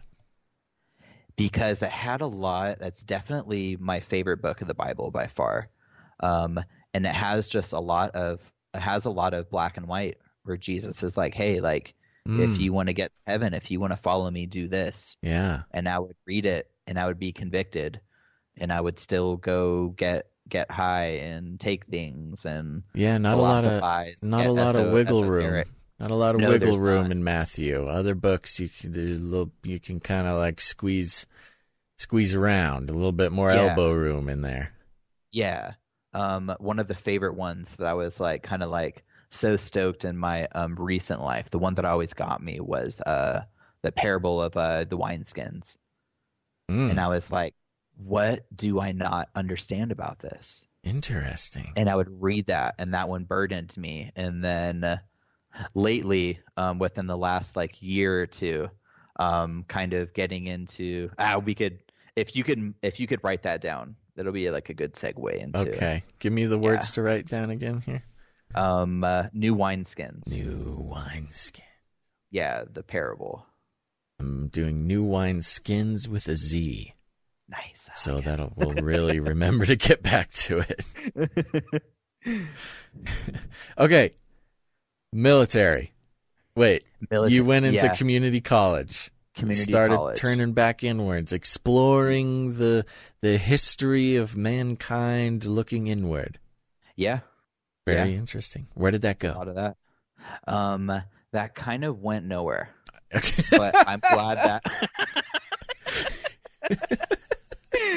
But when I did go back to college, I had a bunch of the prerequisites done, because I was still within like the 5-year window of having like recent academic stuff. So got it. It was like getting things checked off the list early so I could do what I needed to do, I guess. Got it. Finally getting your head in the game there. Enough razor blade factory death machines and construction working and going hard, and it's time to get your act together. Yeah. Is this inspired by getting a little bit of trouble or something? Things getting a little too rowdy. Yeah. Yeah. After the gram was found, then I remember getting kind of clean from that stuff for a while, and then when the heat was off, kind of went back into it. But then this time was like at some time mushrooms were thrown into the mix. Yeah, of course. I mean, if you went straight to MDMA, of course mushrooms are going to make it in there somewhere. Yeah. So then that was it. Like, yeah, those were the things. And then the thing about mushrooms that at the time I really liked, it was that your perception of time was slowed by like, I called it about probably like 20 times. I mean, you would just stare at the clock and you're like, how has it only been 15 minutes? Yeah, no. So, I mean, you're really spending some time flying. I will say, out of all of the drugs that you've mentioned so far, mushrooms, the most intellectually fascinating. You can really fly around the universe and contemplate the yes, you can. The concepts that rule our rule reality at that point. Right. Yeah. Not I kind of see this arc for you. I'm very interested to see where it goes. Okay. Yeah, I was probably on like one of the moons of Saturn, waving to like Bill Snowbalin as he was in like the Temple of Pain, but like not knowing that I was there or like who he was. Yeah, like, hey, right. Beethoven's Ninth Symphony playing in the background. Yeah, something like that. Oh man. Okay, so let's go into that, and then so after community, a little bit when I was done with community college, it was kind of like I remember just about to be the end of my associates, and a few of my friends, they were working at this one it was a store where you sold herbal aromatherapy units. So by vaporizers. Yeah. And it was under the auspices of electronic record equipment. But it was like vaporizers. So you got like the hot box and like the volcano and all those sort of things. Oh yeah. Yeah. So worked there with one of my good friends that I still had from high school, and we had rented out his parents' old house. Well, they moved to a better part of town, and we ran the party house for like a year and a half or so. And this is later on. This is during after college, kind of, or during that time? So this is after. This is a couple years. This is 2009.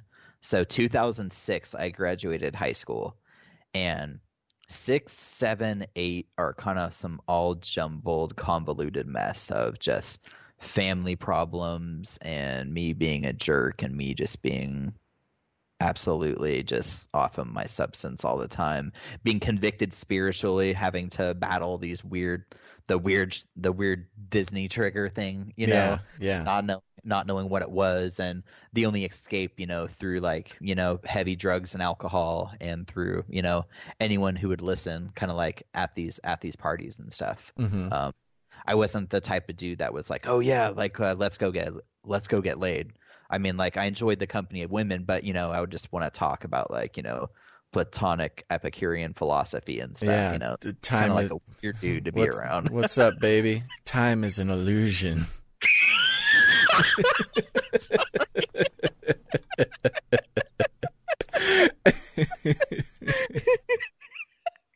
I probably said that. It's so funny. I know your type.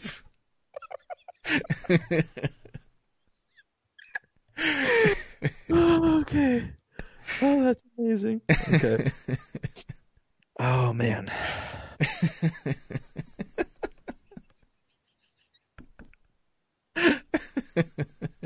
Hey man, I know the feeling.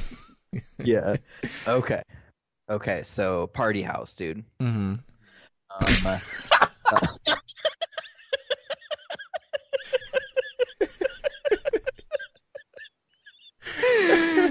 What's up, baby? Time's an illusion. Okay, party houses, dude. All right, bro. Oh man. Okay. All right, party house, dude. Party house. Mm-hmm. So party house was fun when it was the party house. But me and my friend, he was my immediate supervisor in this factory. And because of the philosophy of the factory, like the two dudes who ran like the company, you know what I mean? Yeah. They were like successful snobs who were like high all the time, you know what I mean? So Yeah. they had some sort of like a minor deity complex, and we're just like super super rude and like horrible. If there was any like small mistake that would come down, they would just go belittle everybody, like personally, like insult you, do like all this horrible, like just Yeah. really really horrible bosses. Mhm. But if everything was going good, they'd come down, get everyone food, would smoke everyone out, now like yeah, we weren't always sober when we were Are you still in the factory, or is this something else? This is a warehouse. Okay, So so and the said vaporizer warehouse. got it. Okay, so the vaporizer warehouse. That's right. Okay, yeah, no, totally. Whoever runs a vape warehouse is definitely. Yeah. Yeah. Okay, that paints a perfect definitely picture. vaping. Like Yeah. for like a good portion of it. I was kind of like, I wasn't always down to do that while I was working because, again, like, how time is an illusion. Yeah, like totally.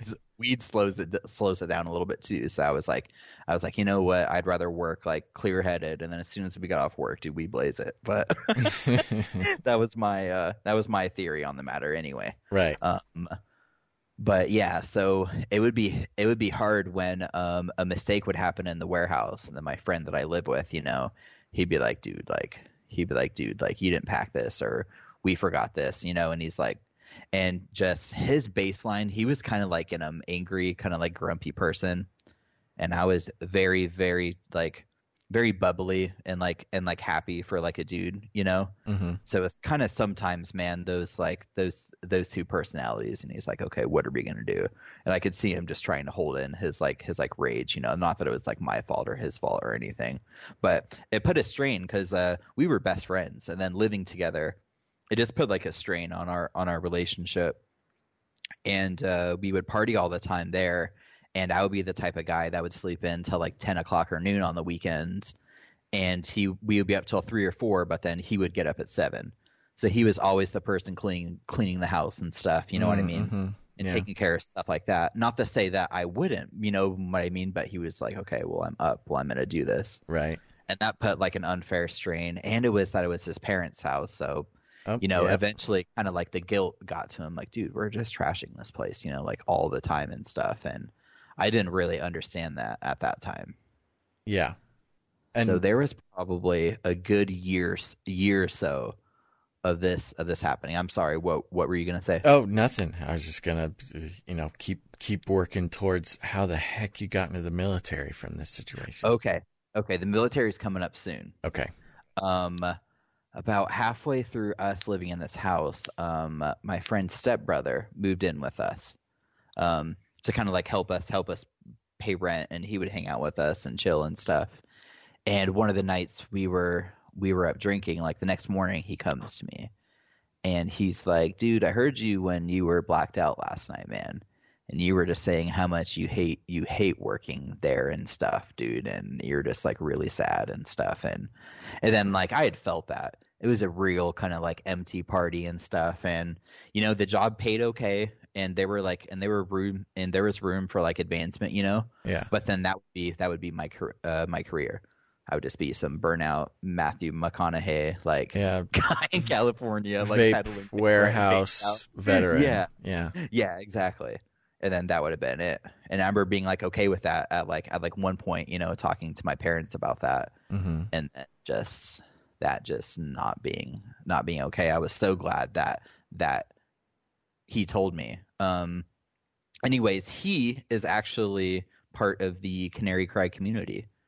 Really? And I joined up a few months ago. He was like, dude, you made it. And he was all super stoked. Oh, that's but anyway, awesome. So yeah, that is a pretty sweet, man. So what? So he's on the level. He's a weirdo then. Yes, absolutely. Was he that way when you guys were living and working together? We had talked about God a lot and stuff, but Mm-hmm.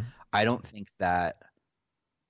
You know what? I don't think that I had the spiritual insight to tell you what level he was, if he had made it there or not. Yeah. I mean, and this is another question I have, which is, during all of this, and maybe it's as simple as what we've already mentioned, but, during all of this, what was your whole thoughts on Jesus and separately Christianity?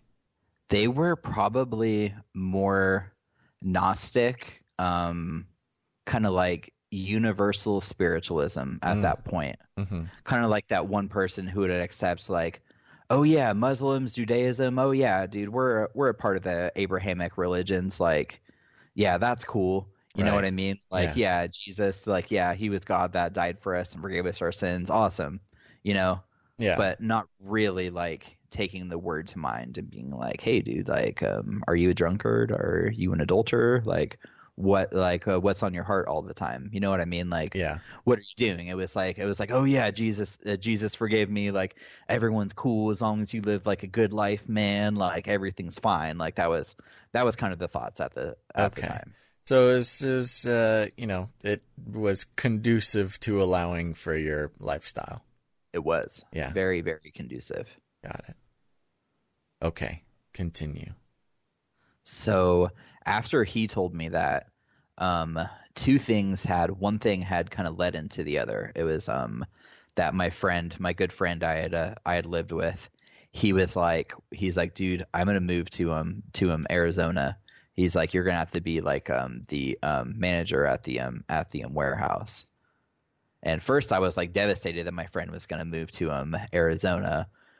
And then second was like, dude, I'm not going to be the manager at this warehouse by myself, especially. Right. I kind of realized that I wasn't doing this for like a career for money. I was doing this to hang out with my friend and party. Yeah. So it kind of like shattered my paradigm. Yeah. And kind of your whole lifestyle, you realized, was sort of revolved around, just kind of being with your buddy and your life, your work, everything. That's kind of what it was. Just party time.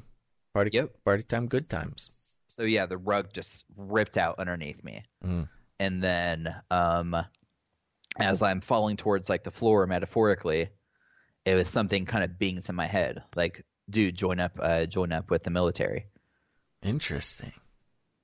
So, forgot this part, which is kind of important, which kind of says something about me and my dad's strained relationship up until this point. So before I graduated high school, so when I was still a senior, I had a decent academic record and like that 2 years of that ROTC experience. So I went to an Air Force recruiter with my dad.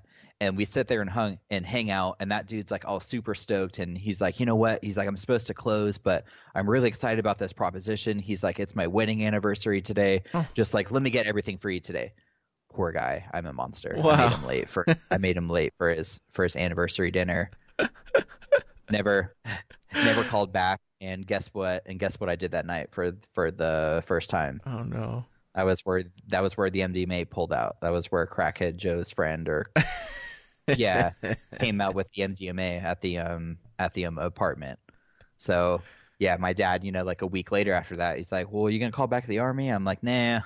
I don't want to do that. No, I found this cool new thing to take up all my time. Yeah, exactly. I found this cool new thing that'll just help me from all my troubles forever. Yeah, right. So that was earlier that you went to. So that was earlier. Yeah, so that was in 2006, like right before high school, like high school graduation. Got it. So then, yeah, like through like all of like the muck, literal and metaphorical to 2009, 10. Yeah. So then my friend's gonna go to Arizona, and I'm kind of like panicking, like, what do I do? So then I call up. My friend was in the Coast Guard, and then this dude's super super ripped and smart and charismatic, and he's like, yeah, bro, he's like the Coast Guard's so dope. Like he's a rescue swimmer. Well, he sweet. was. Yeah, so then he's the special forces out of the Coast Guard. He's like, yeah, bro, join the Coast Guard. Like, yeah, he's like, it'll be cool. Their office never called me back. So I tried like a few times, but whose office did call me back immediately and was like, let's get you in, and taking the ASVAB and you signing in paperwork was the Army. So I go to the Army recruiter, and then like they like hash all the stuff out and get me signed in, and they're like, okay, bro, like you're good to go. What'd you want to do for your military service? And there were a couple ones, and my recruiter was pretty chill. He seemed like us, like California boy. He had a little bit of combat experience and stuff. Right. But he's like okay. So there were a few jobs lined up, and you know what? I would do the same thing I did to get the same outcome. But he was like, oh yeah, dude, if you want to be like supply or like the satellite one, because I did decent on the ASVAB. I got like between like a 60 and like a 70. I don't know what any of that means, but okay. It's like your test. You had to take some sort of test. Yeah, take some sort of test, and it's like some like percentile out of like all the people that take it or whatever. Got it. So for the Army, getting between like a 60 and a 70, they're like, holy crap, dude, you're a genius. And I'm like, no, my brain's fried from all the things that I've done the last few years, but thank you for seeing that. Yeah.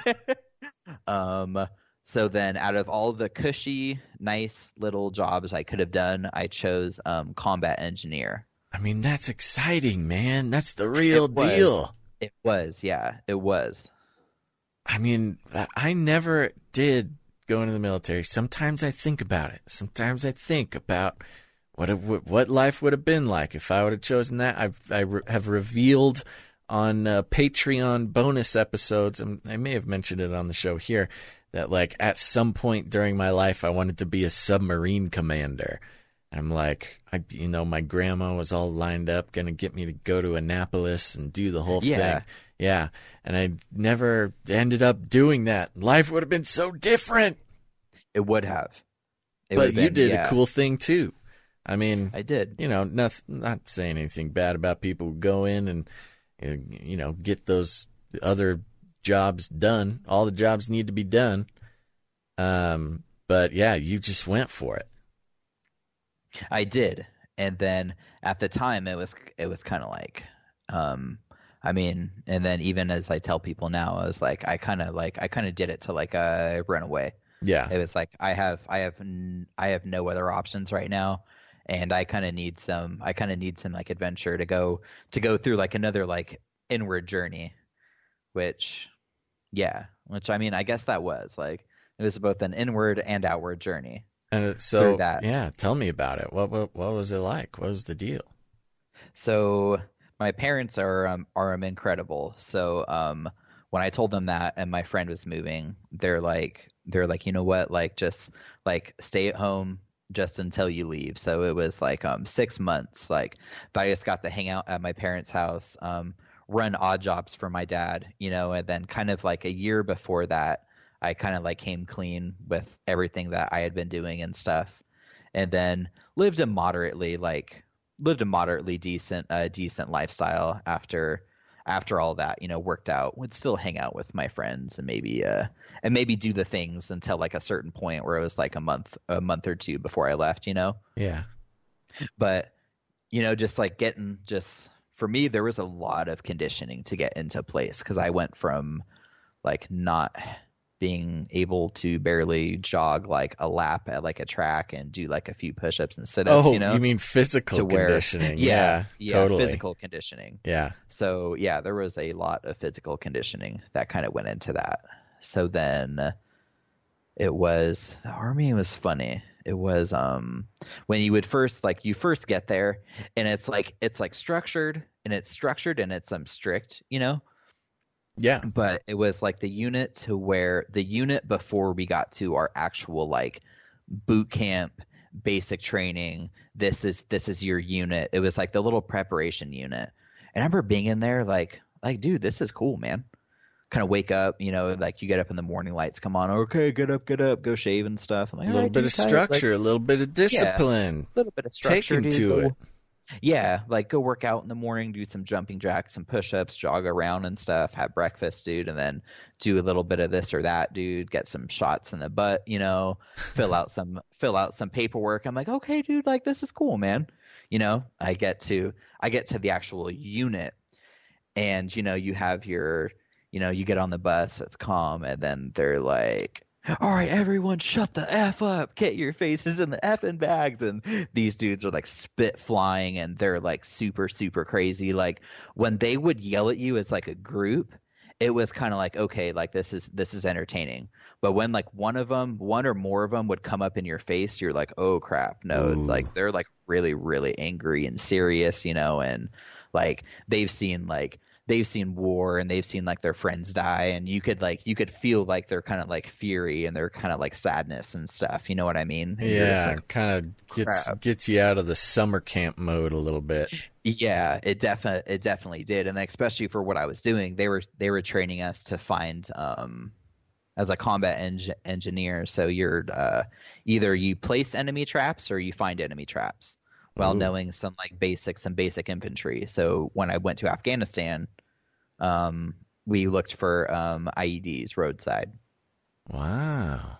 So basic training was pretty hardcore. Like the first few weeks were like really, really brutal, and then it started to kind of get better. You're like okay, like you wake up before they start running at you with like the bullhorn and the siren in the morning. You're like, yeah, bro, I'm already shaving, like whatever. Like you're just kind of like, okay, you know, be quiet, you know, like try to stay awake. The worst part for me, man, was that I like to sleep, and about every week or so, like I'd need to sleep in for like 12 hours. Oh yeah, I'm the same way. If I don't, I'm a big sleeper inner, and if I don't do it for even a few days, I mean, I'm just out. I'm just out. Yeah. So then that part was kind of brutal. But then, you know, after basic, you know, getting out and stuff, I remember my mom, like, she's like, she took me and like a friend out to like dinner. And she's like, besides for how you inhumanly ate that dinner super, super fast, and I've never seen anything like it before. She was like, your personality really hasn't changed very much. I'm like, okay, cool, man. You know, usually like people will come out. I had like a lot of friends where they went into the Marine Corps, and then they didn't come back the same. Oh yeah. So Yeah. I don't know what sort of, Beethoven's ninth Disney kind of programming they did to them, jokingly, but seriously, I don't Yeah. know what piece of soul that they left in the Marine Corps. But Yeah. I mean, you those hear a people, lot of stories like that. yeah, I mean, especially those when people are great to go.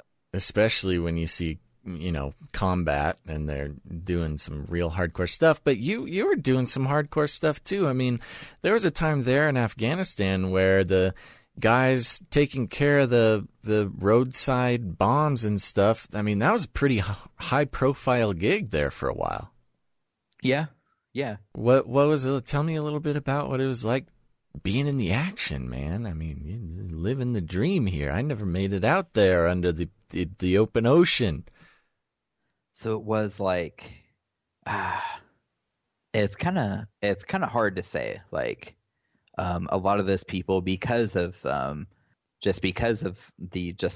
brutality of like the war and stuff. Like, Yeah. the people who are like in charge of you, who went to the different units. I mean, they're like easily all of them are bipolar. So, I mean, like the horrific things that they saw. So they'd be in charge of you. Like one day they'd be like super cool. Then like the next day, they'd just be like super strict and nitpicking and just like super like very personally like angrably mean for no reason and stuff, And you're just kind of like, okay, cool. Like, well, like what side am I going to get to you? I'm supposed to rely on you as my mentor and my leader, but I'm more afraid of you than I am about driving over a bomb when we go out on our mission today. Oh, interesting. So it was kind of like a little psychological torment. You know what I mean? Like where I had more disdain and distance for a lot of the leaders in my command unit than I did for like our quote unquote mission while we were there. That's very interesting. And I don't know if that was because of my early inward journeys that we had, but it kind of felt like it was that was a feeling. Yeah, I mean, it's kind of sounded like you never really had a very stable. Hey, Baz, can you hold on 1 second, brother? Yeah, sure. Hey, sweetie, what's up? Oh, am I talking too loud? Oh, sorry, my wife like poked out at me and looked at me, and I was like, "Am I talking too loud?" And oh, yeah, you okay. good? You good? Yeah, I'm you good. Waking I'm up the good. fam, man. Yeah. I know it's late. I think I might be. Okay, well, we'll be quiet then. So, it sounded like you had had a strained relationship with authority for pretty much your whole life already. Yeah. Yeah, so that carried over into the military, which is interesting. But you're back now. When you were over there, I mean, did you see any action, or did you get your hands on any bombs or anything? I mean, I know it's a sensitive subject, and there's no right answer. I mean, thank God you made it back. That's just a miracle in itself. It was, yeah, it was. You say that last part, and I was one of the few people where I didn't have a physical injury to go home with. Yeah. Besides for I have some chronic back pain, and I have a torn partial rotator cuff in my shoulder. Yeah. But I mean, kind of minor things. I had a friend who they took some actual bomb hits. And one of them, he has like a cyst on his brain that I guess is like benign right now at a point, but at one point it was like growing, and we were kind of seriously worried about that. Yeah. Another friend, the bomb went right under where he was at inside his armored vehicle, and it broke his leg just like the shock of it. Oh, so there wow. were people that got literally hurt. Yeah. While we were there, and thank God no one in our unit passed away. There was the first mission that I was out, the one I was telling you earlier, comparing the kind of the quote unquote possible trigger. It was the first day we were out, and it was I had the dudes in my unit, and they were just like kind of like the lower enlisted guys. We're like, hey man, like dude, like don't worry, like like you're nervous, it'll be fine and stuff. And then my squad leader comes around, and this guy, God bless his soul. I hope he's doing well, and he's just not as emotionally tripped up as he was. But he comes around and he's like, "Are you scared? Are you effing scared? You need to be effing scared. Like, we're at war, blah, blah." It gets me like all freaked out and like kind of like, jumpy and stuff. And I'm just like, what the heck, man? Yeah. So then, that kind of like, that like pep talk, I guess, so then load up in like the truck and I'm just in the back. I would be, I guess if there was like a ground battle, I would be like a dismount or kind of like grab people gear in the truck, like do some stuff on like radio. So we're out for like half the day, and most of it is like mind-numbing boredom. You're just sitting there. I wish I would have had developed a prayer life when I was out there. Yeah. Because that would have been perfect. I mean, like I would like, talk to God, but I didn't know that you couldn't not talk to God in like less than like a sentence, Yeah.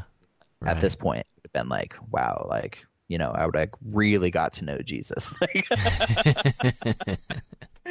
But, for like half the day, you just be sitting there just like, okay, like, you're in like you're in this little truck or whatever. I guess it does have like AC. You're cramped, your back's hurting, your armor's sweaty. You're just like, kind of sitting there.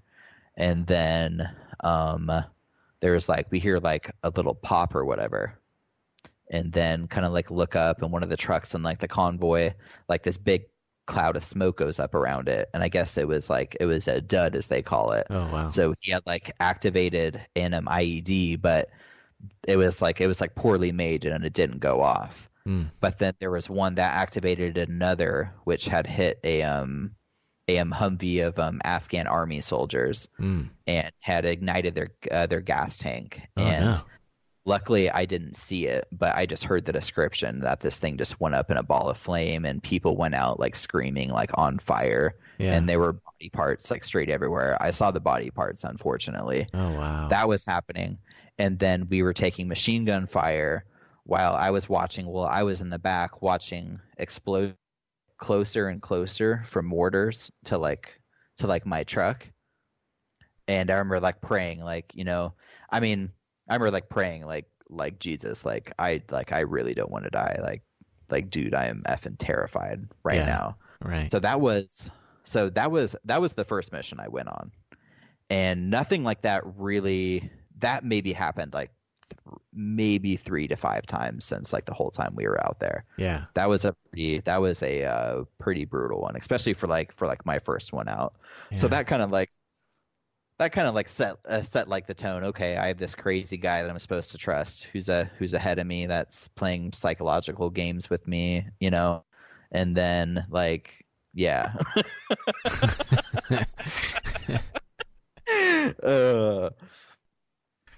So, needless to say, I mean, spending time out there watching mortars come closer, watching other vehicles go, at least be spared, only, with a puff of smoke around them. How did that, what kind of changes were going on in you out there? It started to get where you could definitely tell, like your training and your muscle memory would be in place. Every few weeks or so, since I was the newest private in my squad, all of the different units would send a soldier to do tower guard duty for like 2 weeks. So tower guard duty was cool. If you had a cool tower that had like a nice view, because in Afghanistan you're in like the high mountains where we were. Yeah. We were at the northwestern part of Afghanistan, so very close to China and very close to Pakistan, where they got a lot of their weapons from. Very interesting. So it was kind of like, we saw like, you would get shot at a lot. There was like a lot of bombs and stuff, but I mean, it was like breathtakingly beautiful out there. Is Afghanistan border China? Yes, it does. In the top right corner. Got to look at this. I am so not familiar with the world map. Afghanistan, China border. So yeah, that never occurred to me. Yeah. So then there are these weird people, like, well, not weird people, but just like a very strange kind of gypsy farmer. Yeah. Oh, type there's people that you would run into. A little nubbin just reaches on out there to China. Like a little thing through the mountains or whatever. Finger. Very interesting. Yeah. So you would see like a lot of like your typical kind of Islamic Middle Eastern ones. And then you would see like your gypsy, kind of more like Mongolian-ish people and stuff. Yeah. So it was like, there was a good spread of people. Wow. But anyways, you'd be sitting on like tower duty, and I'd be thinking about my like inward adventures, and all of a sudden it would just be like ting ting ting ting, and you would just like hit the ground, you'd grab your gun, you look for someone to shoot, What? and then they're gone.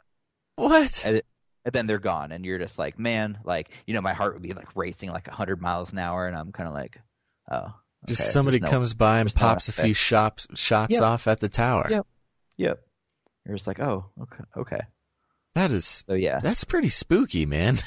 it is. Yeah, there was once, it never happened a lot on our missions outside the wire when I wasn't on tower guard duty. So I was like 2 weeks every like 2 months or something like that. I would do that. Yeah. I was the driver out of our armored truck, so I never heard it. But then our gunners and stuff, like they would get to experience it more. But like that little whistle, if you'd play like, of course you played like a World War II video game where it's like D-Day and you hear the like, that's exactly what it sounds like, and it's scary, dude. Oh my gosh. Oh man, that was close. Yeah, that'll get the anxiety up, man. This is making me anxious just thinking about it. So, what year is it right now? I mean, we're talking Afghanistan, so we're talking late 2011. 2011. Wow. Okay. 2011. Yeah. Yeah. Ooh, so interesting segue. That will kind of play on our conspiratorial people. Uh-huh. So, I'm at base at our forward operating base in Afghanistan, and me and another soldier for our entire company, they took this 3-day trip to go get new vehicles at at this gigantic Air Force base called Bagram. So then they took like this gigantic trek out there, and me and another guy out of my squad are left like to kind of train these Afghan army soldiers. By train, other people trained them. We were kind of like their babysitters. These dudes were so cool, bro. Like we just like sit there, pop up like a laptop, and watch movies, man, and go work out and stuff. But like, dude, it was awesome. But anyways, so we're sitting there hanging out, and a friend's like, he's like, dude, I was on Facebook, and someone says that Osama Ben Laden's dead. Oh my gosh. Yeah. Okay. And I'm like, oh, okay. And we're sitting on base, and we're kind of like, huh, that's funny. No one mentioned that here. Yeah. Especially because Pakistan was like protected by like international law. Like why we were in Afghanistan was because the Pakistan, like the majority of the quote unquote Islamic like zealots or whatever, were making their weapons in Pakistan and giving them to the gangs and to the Islamic terrorist groups, quote unquote. Right. So then I remember we would get briefs by special forces commanders that were like, hey, like we literally love what you guys do, but this is going to be an unending war because we can't go over to Pakistan because the Geneva Convention says so. So why a group of Navy SEALs broke international law to go over to Pakistan and to murder somebody, and we never found out about it. I'm kind of like, not even found out about it. No one even told us, like, not like a general walked up in the front on the loudspeaker and was like, we got Bin Laden, and everyone's like, whoa, nothing. Yeah, I mean, that's so interesting because that's how it was over here. Yeah. And like, just nobody told you. Nobody told you. Not my crazy squad leader. Not like one of our sergeants or one of our commanding officers. You had to find out from Facebook. Had to find out from Facebook. Oh my gosh. So that's my Bin Laden story. Wow, that whole thing is just very, very intriguing to me. I mean, and even there's all sorts of theories revolving around Bin Laden and whether or not he actually got or whatever. But even if, I mean, let's for a second just say, okay, they got him. Well, let's do both. I mean, number one, if they did get him, not telling you is like super shady. And like, I don't know how it's like obviously like, oh, well, we don't want the soldiers to think the job is done. Because this is a never-ending war, we need them to stay here forever, keep the morale up or whatever. And then if they did get him, to not tell you. I mean, it's this bad either way. What are they thinking? Yeah. Because, I mean, you could perpetuate never ending war. Be like, okay, we still need to shut down like all of his networks that he's made since 2000, since before the World Trade Center bombing in 93 or whatever whenever that was. Be like, okay, dude, tight. Like we get it at that point, you know. But it's kind of like, really, like not even a nothing. Yeah, that's so weird. Okay. Yeah. All right. So that is really sketchy. But that being said, how long did you spend over there? So I was over there not as long as some of the other guys were. When I got out of basic training, it was December, and they had stationed me to Fort Knox. So by the time that I was properly processed into Fort Knox and then trained to go over there, I made it over there in like March. Fort Knox? Yeah, Fort Knox, Kentucky. To guard the gold? Apaches and privatized security companies and Apache AH-64s guard the gold. The regular grunts like me wouldn't guard the gold. So that's interesting. What's there is that why they would have a private security company guard, so quote unquote federal property. But that's another conspiratorial thing that I think too. That's like, well, that's a little weird, isn't it? But that's so interesting. Yeah. Yeah. Wow. Well, somebody in the Good Old Boys Club got a nice contract for that. I bet. I bet they did. I bet it was part juicy. of that is big juicy contract. Yep. Okay. So. Okay, I mean, I don't know. Okay, so you're working at Fort Knox. I mean, I'm trying to just so we're all on the same page here. We're over 2 hours now, and I want to know how you came back. I mean, we obviously there's some conspiratorial stuff coming in here, and actually, I don't want to leave this Fort Knox thing because. I mean, did you see anything else there? Were you kind of a little bit of a conspiratorial mindset when you were over there? I was, and there were probably like 2 or 3 other people that were. 2 of those people were my roommates. So behind closed doors, we would talk about some crazy stuff, but we disagreed on kind of more spiritual things because my faith being Christian, one of them atheist, and the other one was possibly like Viking mystic or something like that. Interesting. But then we could talk about the secular conspiratorial things together. Yeah. And stuff. So that was interesting. But I mean, being stationed at Fort Knox and having gone through that the Osama situation, I'm sure you had plenty to talk about. Yeah. There were a couple times at night where doing like late missions and stuff, and late training or whatever, and being in some locations versus the other. But some parts of Kentucky were pretty creepy around that base. Other parts weren't, because it would be like just you would get a bad feeling looking into the forest. Ooh. So then there were parts where there would be like late night missions out, and it would be like you and like a dude, and you would be out, you'd be like, dude, like this is like super cool. Look how peaceful and beautiful it is. Other ones you'd be out there and you're like, okay, this is weird. And like faintly, I don't like the feeling, faintly creepy. Faintly from the forest, you hear Beethoven's Ninth Symphony playing. Softly. Just start softly. Then it gets louder and louder. Oh, that would be my nightmare, dude. Wow. I would fall down on my knees and close my eyes and start praying if I heard that right now. Yeah, that would be the correct response. Okay, so how did you get from there to here? Okay, so little backstory. In basic training, I knew somebody. Didn't know him very well, and when we got to Fort Knox at the beginning of 2011 to get our Afghanistan training, me and this person became friends. So we were in the same we were in the same company together.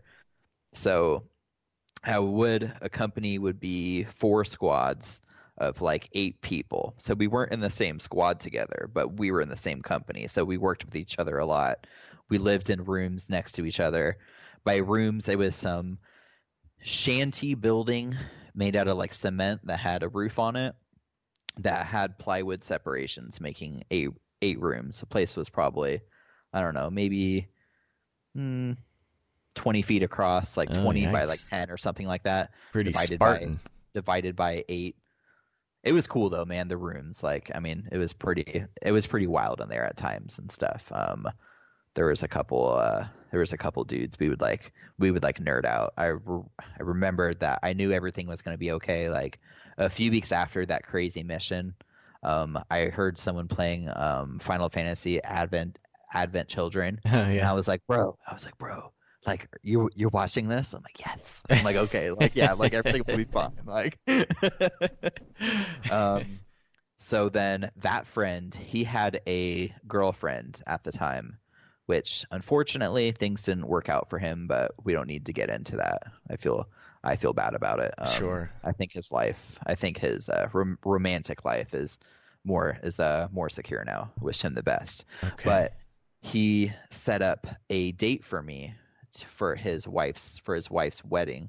Him and his wife's wedding that was going to be set up when we got back, a few months after we got back.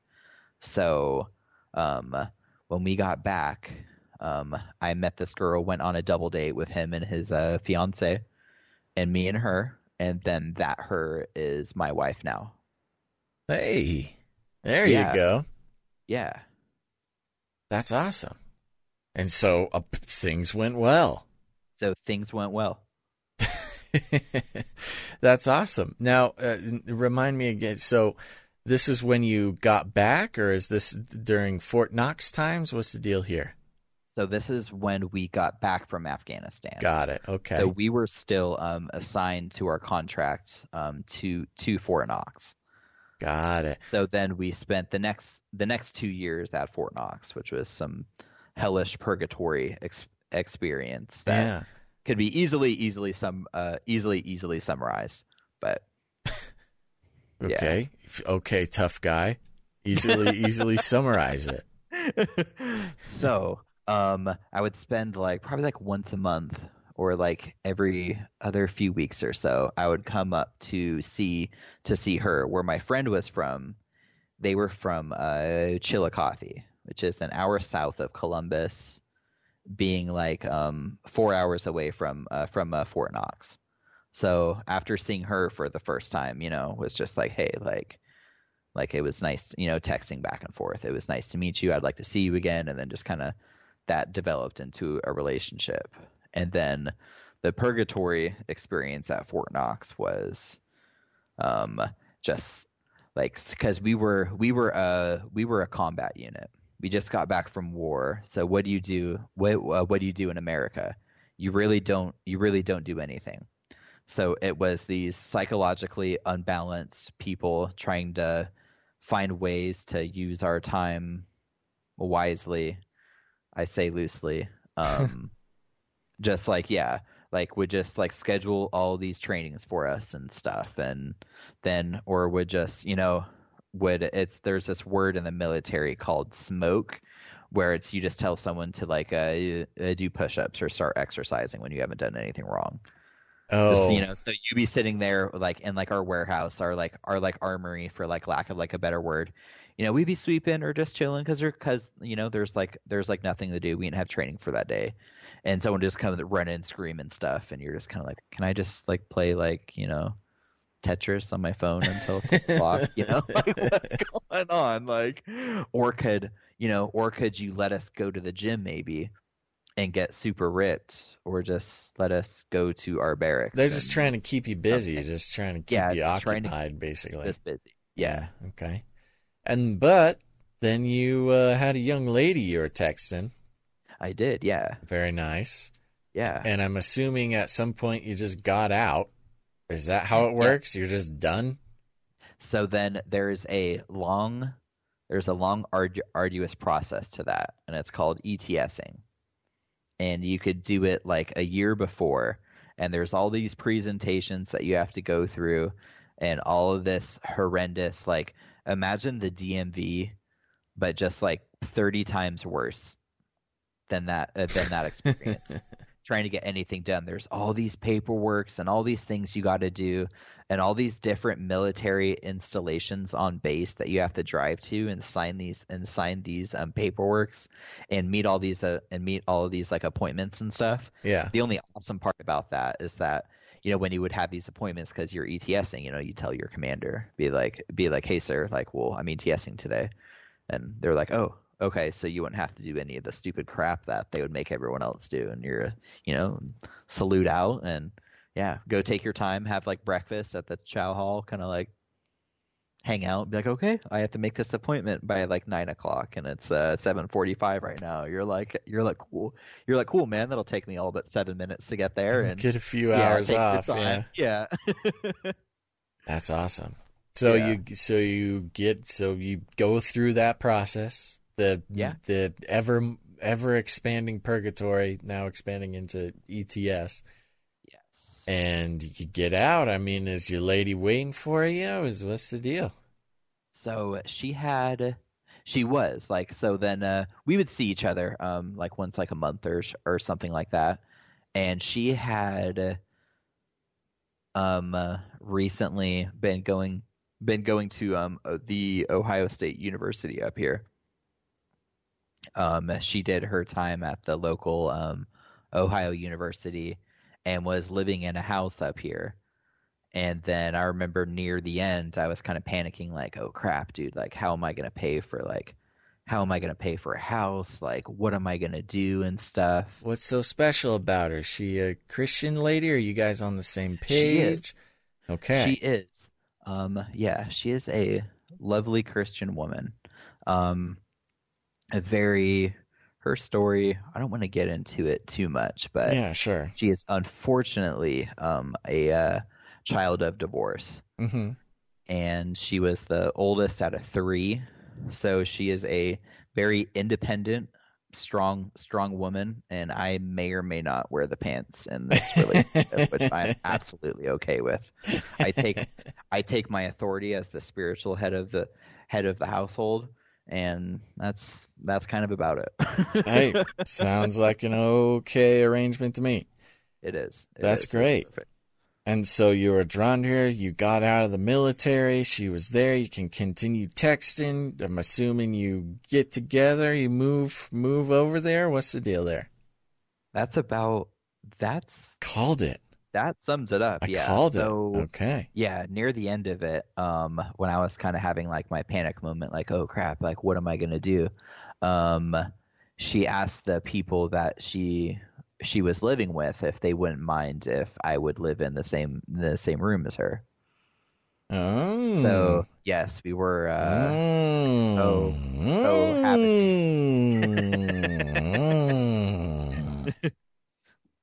A couple of those millennials. Yeah, right. Cohabiting with each other. Turned out okay, sounds like. It did. Yeah. That's wonderful. It did. So tell me a little bit about life today. What, you got kids? You got a wife? When did you tie the knot? So we officially tied the knot November 5th of last year. Okay. Ooh, very new. Very nice. Yeah.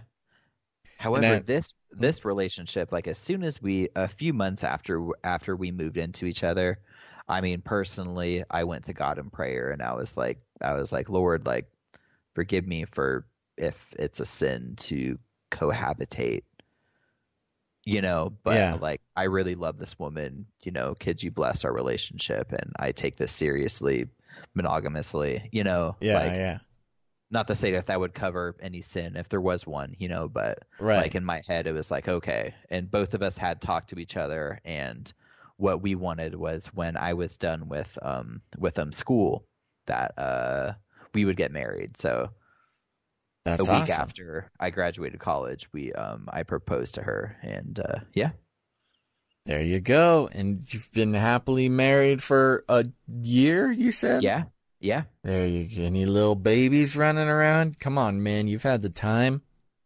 There has been the time. I think that will be something that will come soon, Yeah. I believe. Okay. Yeah, Good. we have a nice house and stuff, and I think I need to change out of my current job position Mm. that I'm in to get something more regular. Is she a conspiracy weirdo like you? She isn't, but at first when we were dating, I kind of like made the mistake of trying to like jam things down her throat, like pointing out all of You're the just so overt pumped. occult, yeah, pointing Yeah. out all the overt occult symbolism and stuff, and I could see it kind of draining on her. So I like try real hard on myself to kind of like Rein it in. kind of dial it back, Yeah, and yeah, then every now and then, like it was like yesterday, we drove, or the other day we drove by a Masonic temple, and she was like, hey, she's like, well, what makes it a temple? And I got to explain to her, like what, Solomon sins after the wisdom from God, and got to explain to her like the Hiram Abiff legends and stuff like that. And she was like, oh, and then I just kind of bit down on my tongue and was like, it's like I could go on, but like that's it. Like, that's it for now. Like, yeah, yeah. Very good. Very Yeah. good restraint. So that's great. I mean, it sounds like you're making it work. Sounds wonderful. Yeah, Now, absolutely. did hitching up with this nice Christian girl, what did that do for your relationship with the big man? Feels like it made it a lot better. Yeah. Like that was something that, well, I mean, something for one that kind of like even like put like another hammer down on how often that programming something would come up. Yeah. So where it was almost like it happened a few times in the army, and then like meeting up with her kind of like definitely like, yeah, started to Put the kibosh on all the funny business. Yeah, it did.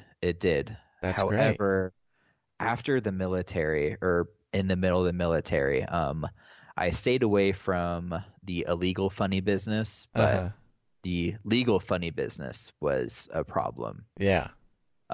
Legal So, funny business can so still be a alcohol. problem. Yeah. So I would say it's been about probably a little bit more than like a year or so. And I just don't like, I try to really hard to, not really hard, but you know what? I stay away from liquor. If we go out to dinner, I might have like a couple glasses of wine, or have like a beer or something like that. But Yeah. just, yeah, that kind of like party mentality. Like I would feel that like the emptiness. I would just never be like satiated. So, having this like relationship, and being closer with with my walk, kind of like just put like the kibosh on that. Like, Yeah. hey, like let's party. Like, Well, you hey, got like, different yeah, priorities now. I mean, absolutely. let's face it, you got a lot of the party times out when you had a lot less to lose. Yeah, exactly. Yeah. Exactly. Well, that's great, man. Sounds like everything's working out good for you. It is. It definitely is. Like, Are you when I drinking look back, water over there? Is that what's going on? I am, except I'm out of my water. Oh, okay. All I'm right. looking at it. It's empty. Okay. Yeah, well, I'm very happy to hear that. I mean, I think your story is so fascinating because, I mean, you got a great start. I mean, Yeah. Parents today and always, they want the best for their kids. They want to start out with a great, foundation, maybe sending them to Christian school or spending a bunch of time in church. And, it still shows that a lot of things can happen between then and, even where you're at now. What you said you're 31? 30. 30. 31 isn't 31's 2 months and 10 days Yeah, away. so you're still a young guy. Yeah. I mean, you still got the good head on your shoulders and the chance to keep it right. A lot of guys, it takes them a lot longer to learn their lessons. That is very true. I still have a few friends that I should pray for more often than I do, but I feel that they may be yeah, still troubled by chasing that ghost, to party and to feel that. Yeah. Yeah. Well, then, yeah, there's, I know a couple guys, too, that seem like they're still kind of figuring things out, and everybody's kind of on their own journey to keeping that going. But as far as, the conspiracy stuff says that you mentioned that you're into the Canary Cry stuff. When did that start happening? So, oh yeah. Okay, I told you to write that down. So yes, when I was first going out to Fort Knox, I had my aunt. She gave me a CD lecture to listen to. Oh. So early 2011, when I had my 30 to 40 hour drive from Corona, California to Fort Knox, Kentucky, my little front wheeler 2-door Ford They didn't Ranger. get you a plane ticket? You had to drive yourself? I wanted to take my truck out there, so I had. Okay. Yeah, I'm glad that I did. The drive from California to New Mexico is breathtaking. Texas to Arkansas was stupid, but Tennessee was cool. Like when it started to get Appalachia, Yeah. hilly, beautiful, man, beautiful. Oh, I don't know totally. I don't know how people fought the Civil War and when there's cotton beautiful uniforms in the summer. That's terrible, dude. I think about it all the time. I'm like, how? How did you people do that? Be like, no, man, let's just drink water. It was a different time. But yeah, okay. So she gives me Alien Encounters, Mark Eastman, Chuck Missler. Yep. And then gives me something in Antichrist Chronicles. One of the guys, maybe Terry James or Joel Rosenberg. One of those. So this was before the Age of Deceit days. This is before the Age of Deceit. Barely. Yeah. So then there were those. I listened to those two, and at night in my barracks room when I was in the Army, I would look at YouTube videos, and at that time, I was still very very obsessed with the scientism. And I'm like, I know that there's some knowledge in here that God had. Yeah. But now kind of realizing with everything going on, it's that may or may not be a fallacy, a black hole that is not God's plan. Right. Of course God made it, but are we to know the mind of God? Yeah. No, it's an ongoing conversation for sure. Yeah. So then in that portal kind of went to the Skywatch TV route. Oh, okay. A little bit have a lot of the Defender books, which I really like, and I love the Whispering Ponies ministry that they do with the majority of their prophets. Lovely. Starting to kind of get away from getting all of those books every single few months that they have. But anyways, a few years ago, I remember watching some YouTube stuff, and I stumbled on to Age of Deceit from just it was an Amazon recommendation. Of course. And it was and I saw it, and I was like, what? There's a second one, and just so stoked. But it was so interesting to hear, especially with that philosophical inward background that I had, that there's a whole about esoteric wisdom and mysticism and stuff. And I remember just being blown away that the whole Luciferian agenda is kind of rooted in this ancient system, whether it's Babylonian and Nimrod's time, whatever, whatever it is, people go to war over the details, but that that was what it was. I remember that being so absolutely fascinating. And just the truth is in that fact somewhere, Yeah. And just over time, I think with Skywatch, I really liked them for a while. Would I still do. I still love them, but they had Justin Fall on there. And then this is probably like 2 years ago, maybe. And that was like then Justin Fall's Hollow Earth Chronicles. Yeah. Hope he makes the second one, dude. That was awesome. And then Justin Fall was to BDK on the Fourth Watch. Oh yeah, totally. Absolutely love BDK. Yeah, like that man knows God, and that man knows his scripture, and it's just I love listening to him. That dude's awesome. And then he had mentioned, it was one of his unscripted episodes where he just pours his heart out. You could tell it was sorrowful. And he recommended the Joyspiracy theory.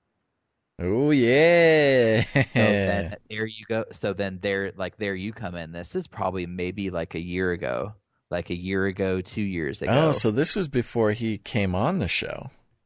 Yeah. Oh, gross. Yeah. Awesome. It was it was. So then I put it all together when I saw that. And I saw that you and Gons did that, and I was like, "Wait, Gons is the Age of Deceit dude, and the Age of Deceit dude has a radio show that he does with this other guy that this one guy recommended." And it was just like all these things like put together. Like all these puzzles. The Joyspiracy theory actually came before Canary Cry, huh? Yes. Wow, yes. You might be the only human in history that's happened in that direction. That's awesome. Okay, I'm always fascinated with how that happened with people. Yeah. So that's cool, and you've just continued on that journey. Feeling it out. Sounds like you're connected with all the right dudes. Yeah, and then you guys having what's really blown my paradigm, which I'm not behind like all of his ideas, but you guys' episode when you guys had Will on from True Stranger Than Fiction. Oh, totally, yeah.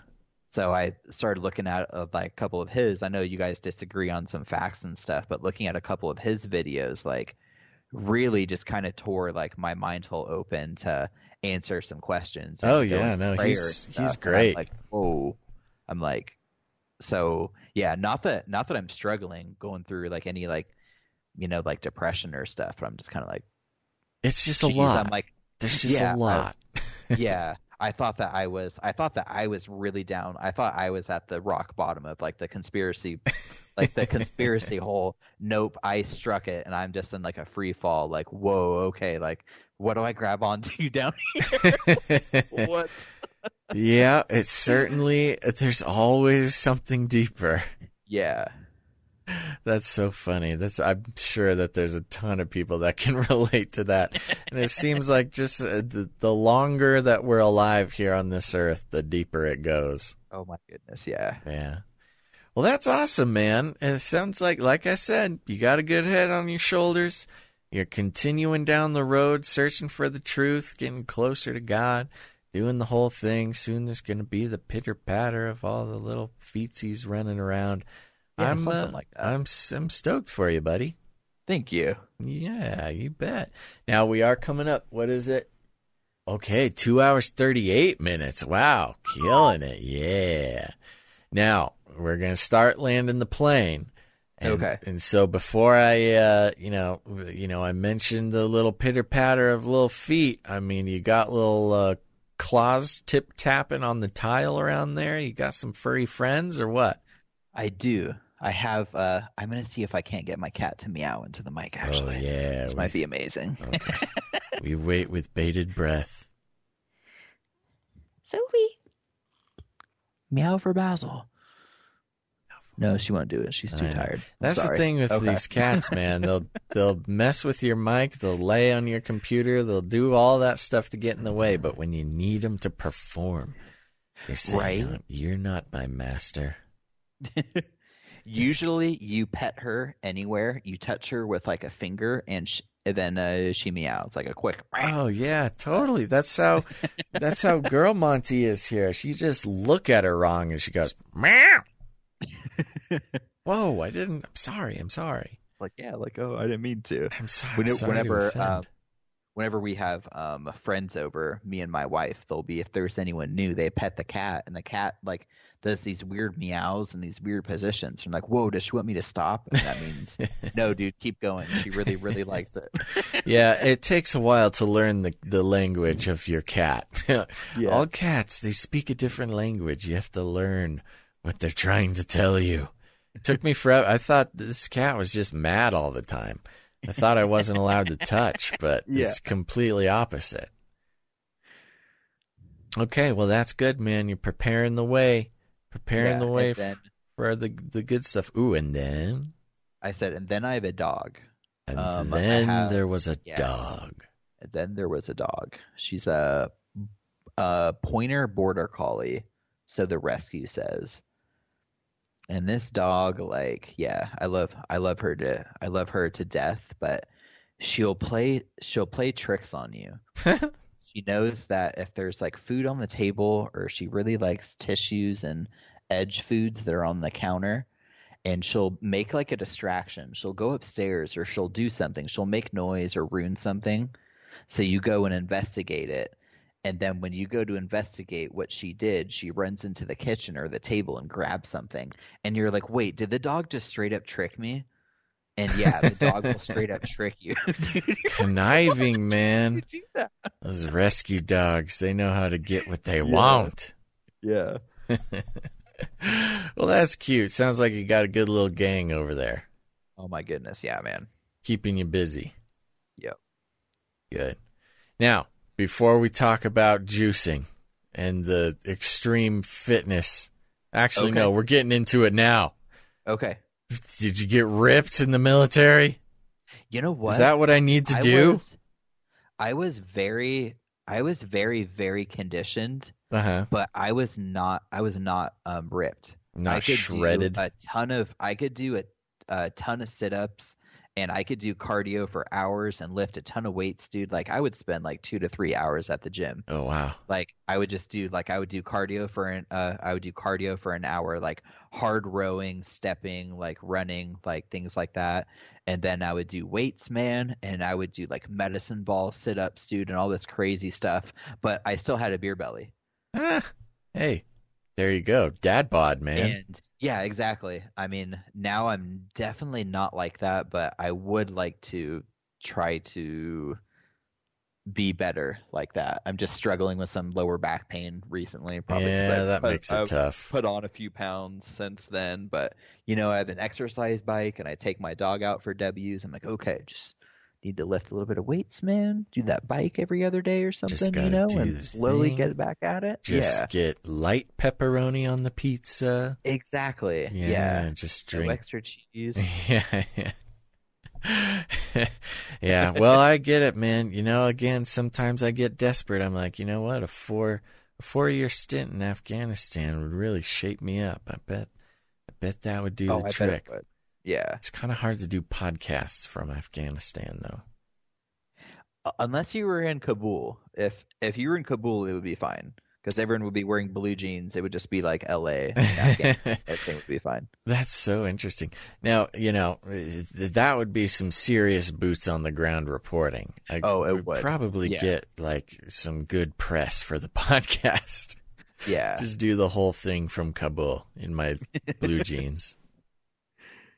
That would be interesting, because then I remember like Afghanistan's on like the top 10 or 5 like world watch lists for Christian persecution. But I heard Kabul is like very, very progressive though, so I'm not sure if they would care. But maybe if you stepped outside of the city limits, then you would.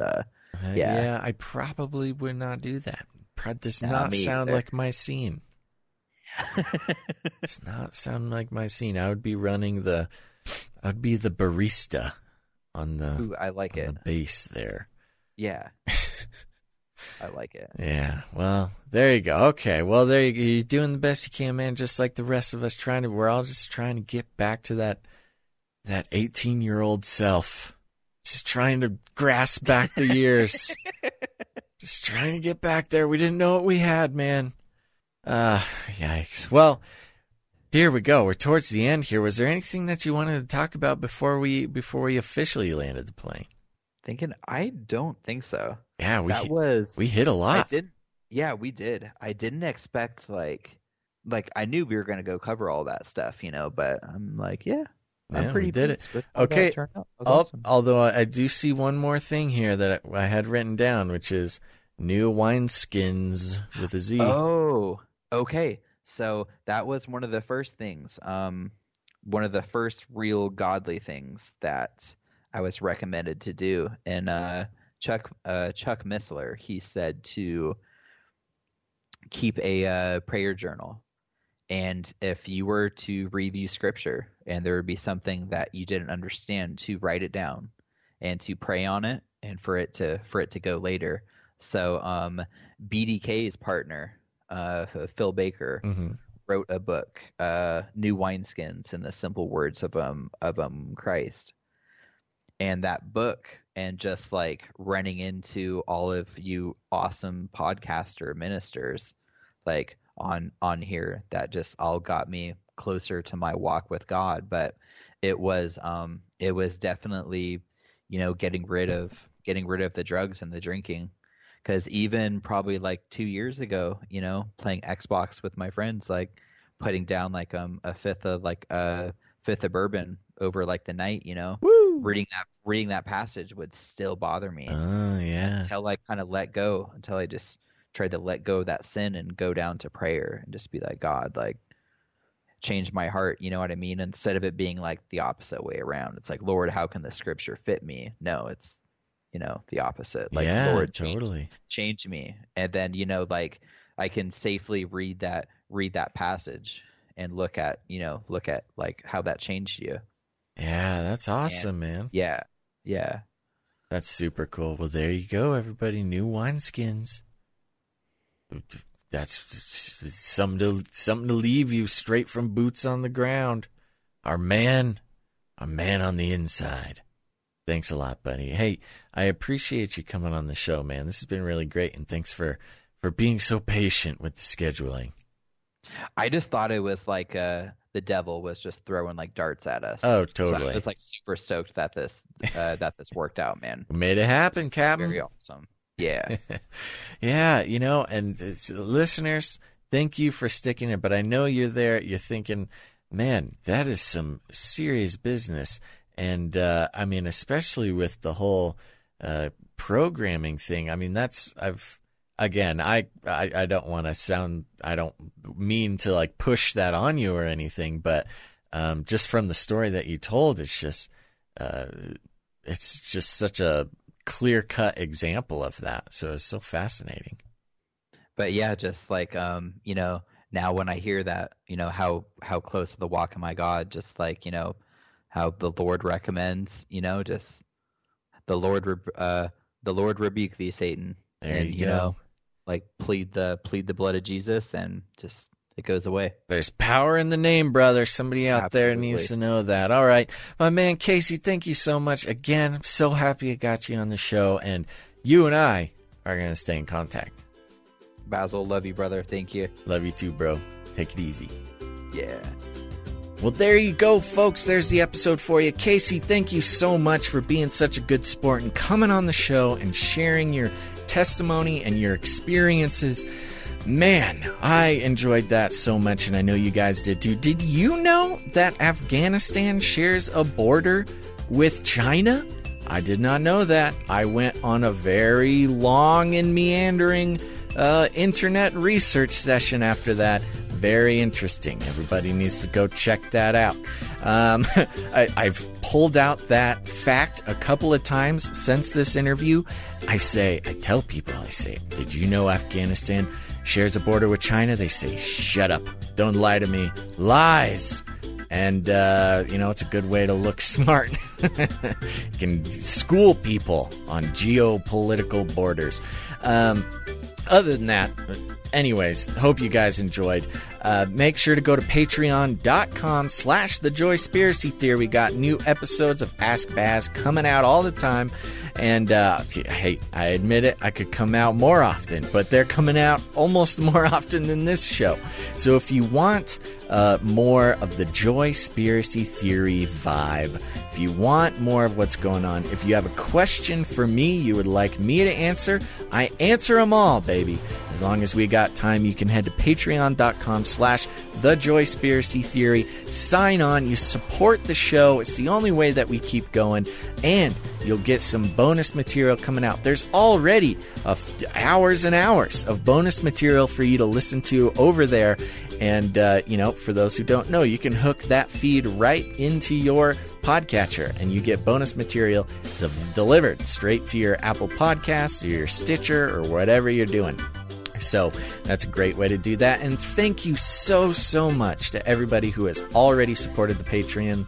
I know who you are. I see your names. I'm looking at you, and I've got some good stuff coming out for you. And I understand if you can't support the show financially, that's okay. I'll pray that the Lord gets you there someday, because if you guys are blessed, that means I get a chance to get blessed. But if you're looking for a different way to support the show, go tell a friend or leave a rating and a review on iTunes or whatever podcatcher you use, and it super, super helps.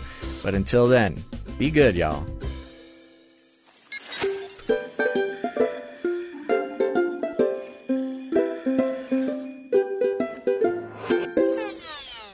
Coming this winter to CBS.